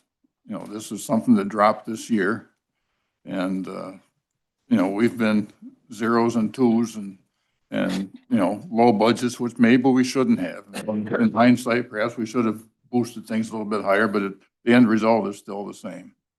Okay, so I don't think that, regardless of how this goes, I'm going to feel good about it one way or the other. Anybody else before we do this? Okay, we're gonna roll call this. Mr. Hanky, Yes. Mrs. Fedler, Mr. Tall, Yes. Mr. Shaw, No. Mr. Hall, Yes. Mr. Baker, Yes. Mr. Nolan, Yes. Mr. O'Brien, Yes. Mr. Hahn, No. Mr. Campbell, Mr. Skelly, Mr. Hogan, No. Mr. Wilson, Yes. Mrs. Clary, Yes. Mr. Wang, Yes. Mr. Rozell. No. Resolution is adopted, 2006-19 yes, 1,592 no, 482 absent. That was 2615. 2,615 yes, 1,593 no, and 482. Resolution 305 by Supervisors Campbell, Roselle, O'Brien, Shaw, Skelly, Hogan, Clary, Hall, Wilson, Nolan. Title set time and place for a public hearing on introductory local law H of 25. 305. Moved by Supervisor Campbell, second. Fiddler, Hall, O'Brien, Clary, and Nolan. Discussion. All those in favor? Aye. Aye. Opposed? Carried. Supervisor's comment. Mr. Hahn. First, I'd like to address a finger that was pointed at me earlier. I just want to state that that was not a Hartford situation. That was in another town, and it was none of my business. I had nothing to do with it. And, Committee. You're on the committee that oversees them. am I the only one that you called? Want Jim Nolan to show up there in a wheelchair? You're on the committee that oversees John. Aye. And I'd also like to comment that, Hartford is having its, Christmas in the Country on December 6th. There will be a critter crawl at 5:30 where you can dress up your animal, light up your animal, whatever animal you want. Give them a rabies shot and put some lights on them, walk them down Main Street. After that, there is going to be a parade with floats. And it's all going to end up at the firehouse for tree lighting and some refreshments. 6th, right? The 6th of December, yes. Thought everything in Hartford was a critter crawl. Mr. Campbell.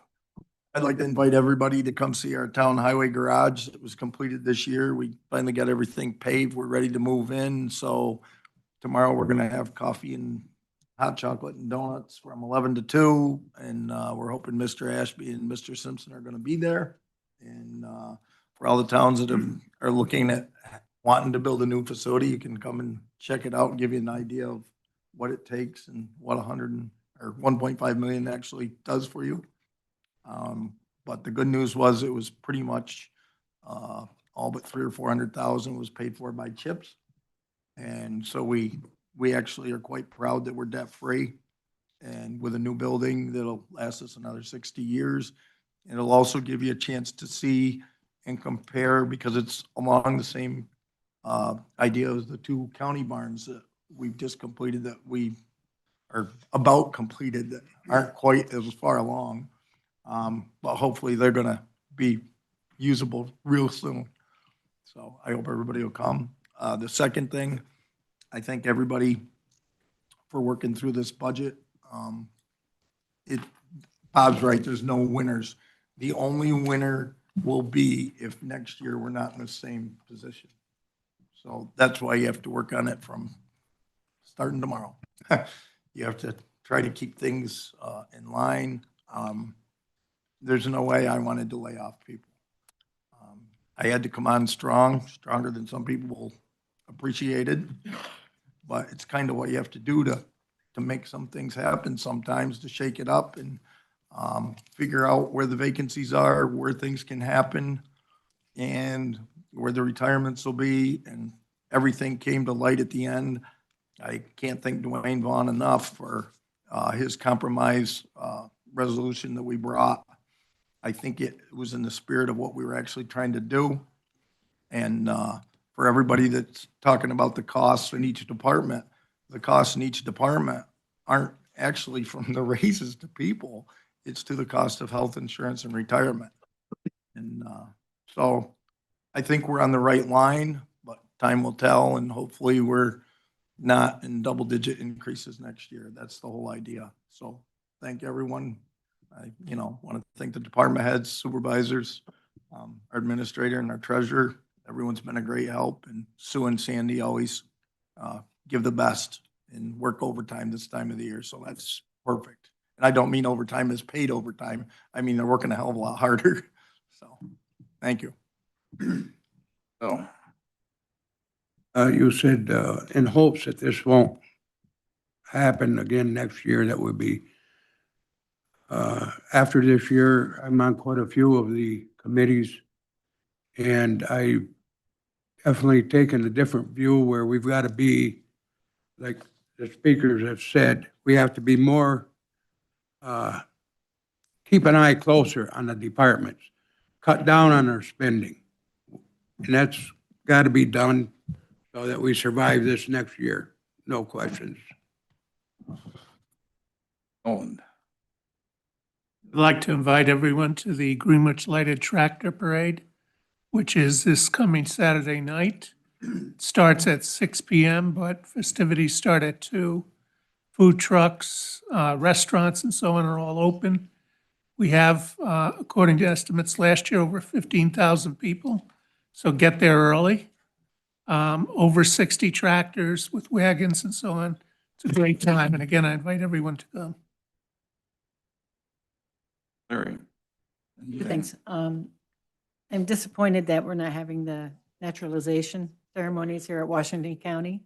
We just found out about it this past week, and it's really, it's been reversed. No, Oh. it was never off the table. Well, that's good news. That's why you gotta go to the right sources to get information. Well, We all get big news. Well, there were some counties that got things saying they weren't gonna have any more. We did not get that. We just said we aren't gonna do it until the government reopens, so. So the I think we're back on, but, We're back on to you know, Yes. today, we are back on and having it for 25 different people that have been working really hard. That's very good news. I would absolutely lose my mind if we didn't do it. Thank you. The other thing is, if, you can come to the Salem, on Saturday night. We're having a free movie night at the courthouse. That starts at 5:30, and it's going to be The Greatest Showman, and we're going to have popcorn, blah, blah, blah. Then you can go to the Fort Salem Theater and see Romeo and Juliet and get to see Dan's daughter in that play. And then if you're really fast, maybe you might be able to get in a little tractor parade. So there's lots of things happening. It's going to be an exciting weekend, but big thing is get to Hebron and do their open house, because that's pretty special. That's it. Thank you. Calling out to Greenwich on December 13th in Granville at 5:30, we're having our tractor parade. We're out of order though. I got Jay next. Just a couple of quick comments. We had an event in Jackson here a couple weeks ago. For those of you that never made it to the late Dick McGuire's museum, you will not have a chance now. It all went out online auction. There was like 1,600 items, and they went all over the country. I don't know if any of them left the country or not, but it was quite a lot of material and quite a lot of stuff there. My other comment is nobody, I don't believe, on this board liked this budget one way or the other. For the people out there that don't think that it affects the supervisors, the increase to my county taxes will be more than some people pay total. And I'm not happy about that, but we have to keep the county going. Also, I like Mark's idea. Let's have night meetings, because then I don't have to take away from my business during the day and I could come at night. That's not a problem. The The other thing too, for the commentators out there that we're all just suits sitting here and doing nothing else. As soon as I get done here, I have to go home and climb into a manure tank and work a broken valve. Anybody wants to come along with me, that'll be fine. Thank you.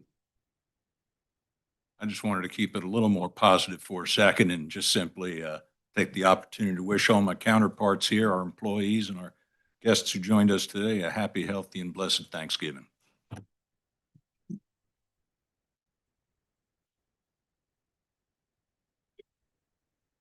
Anything else? Okay. I'm not even going to comment. We're recessed until December 19th. See you then.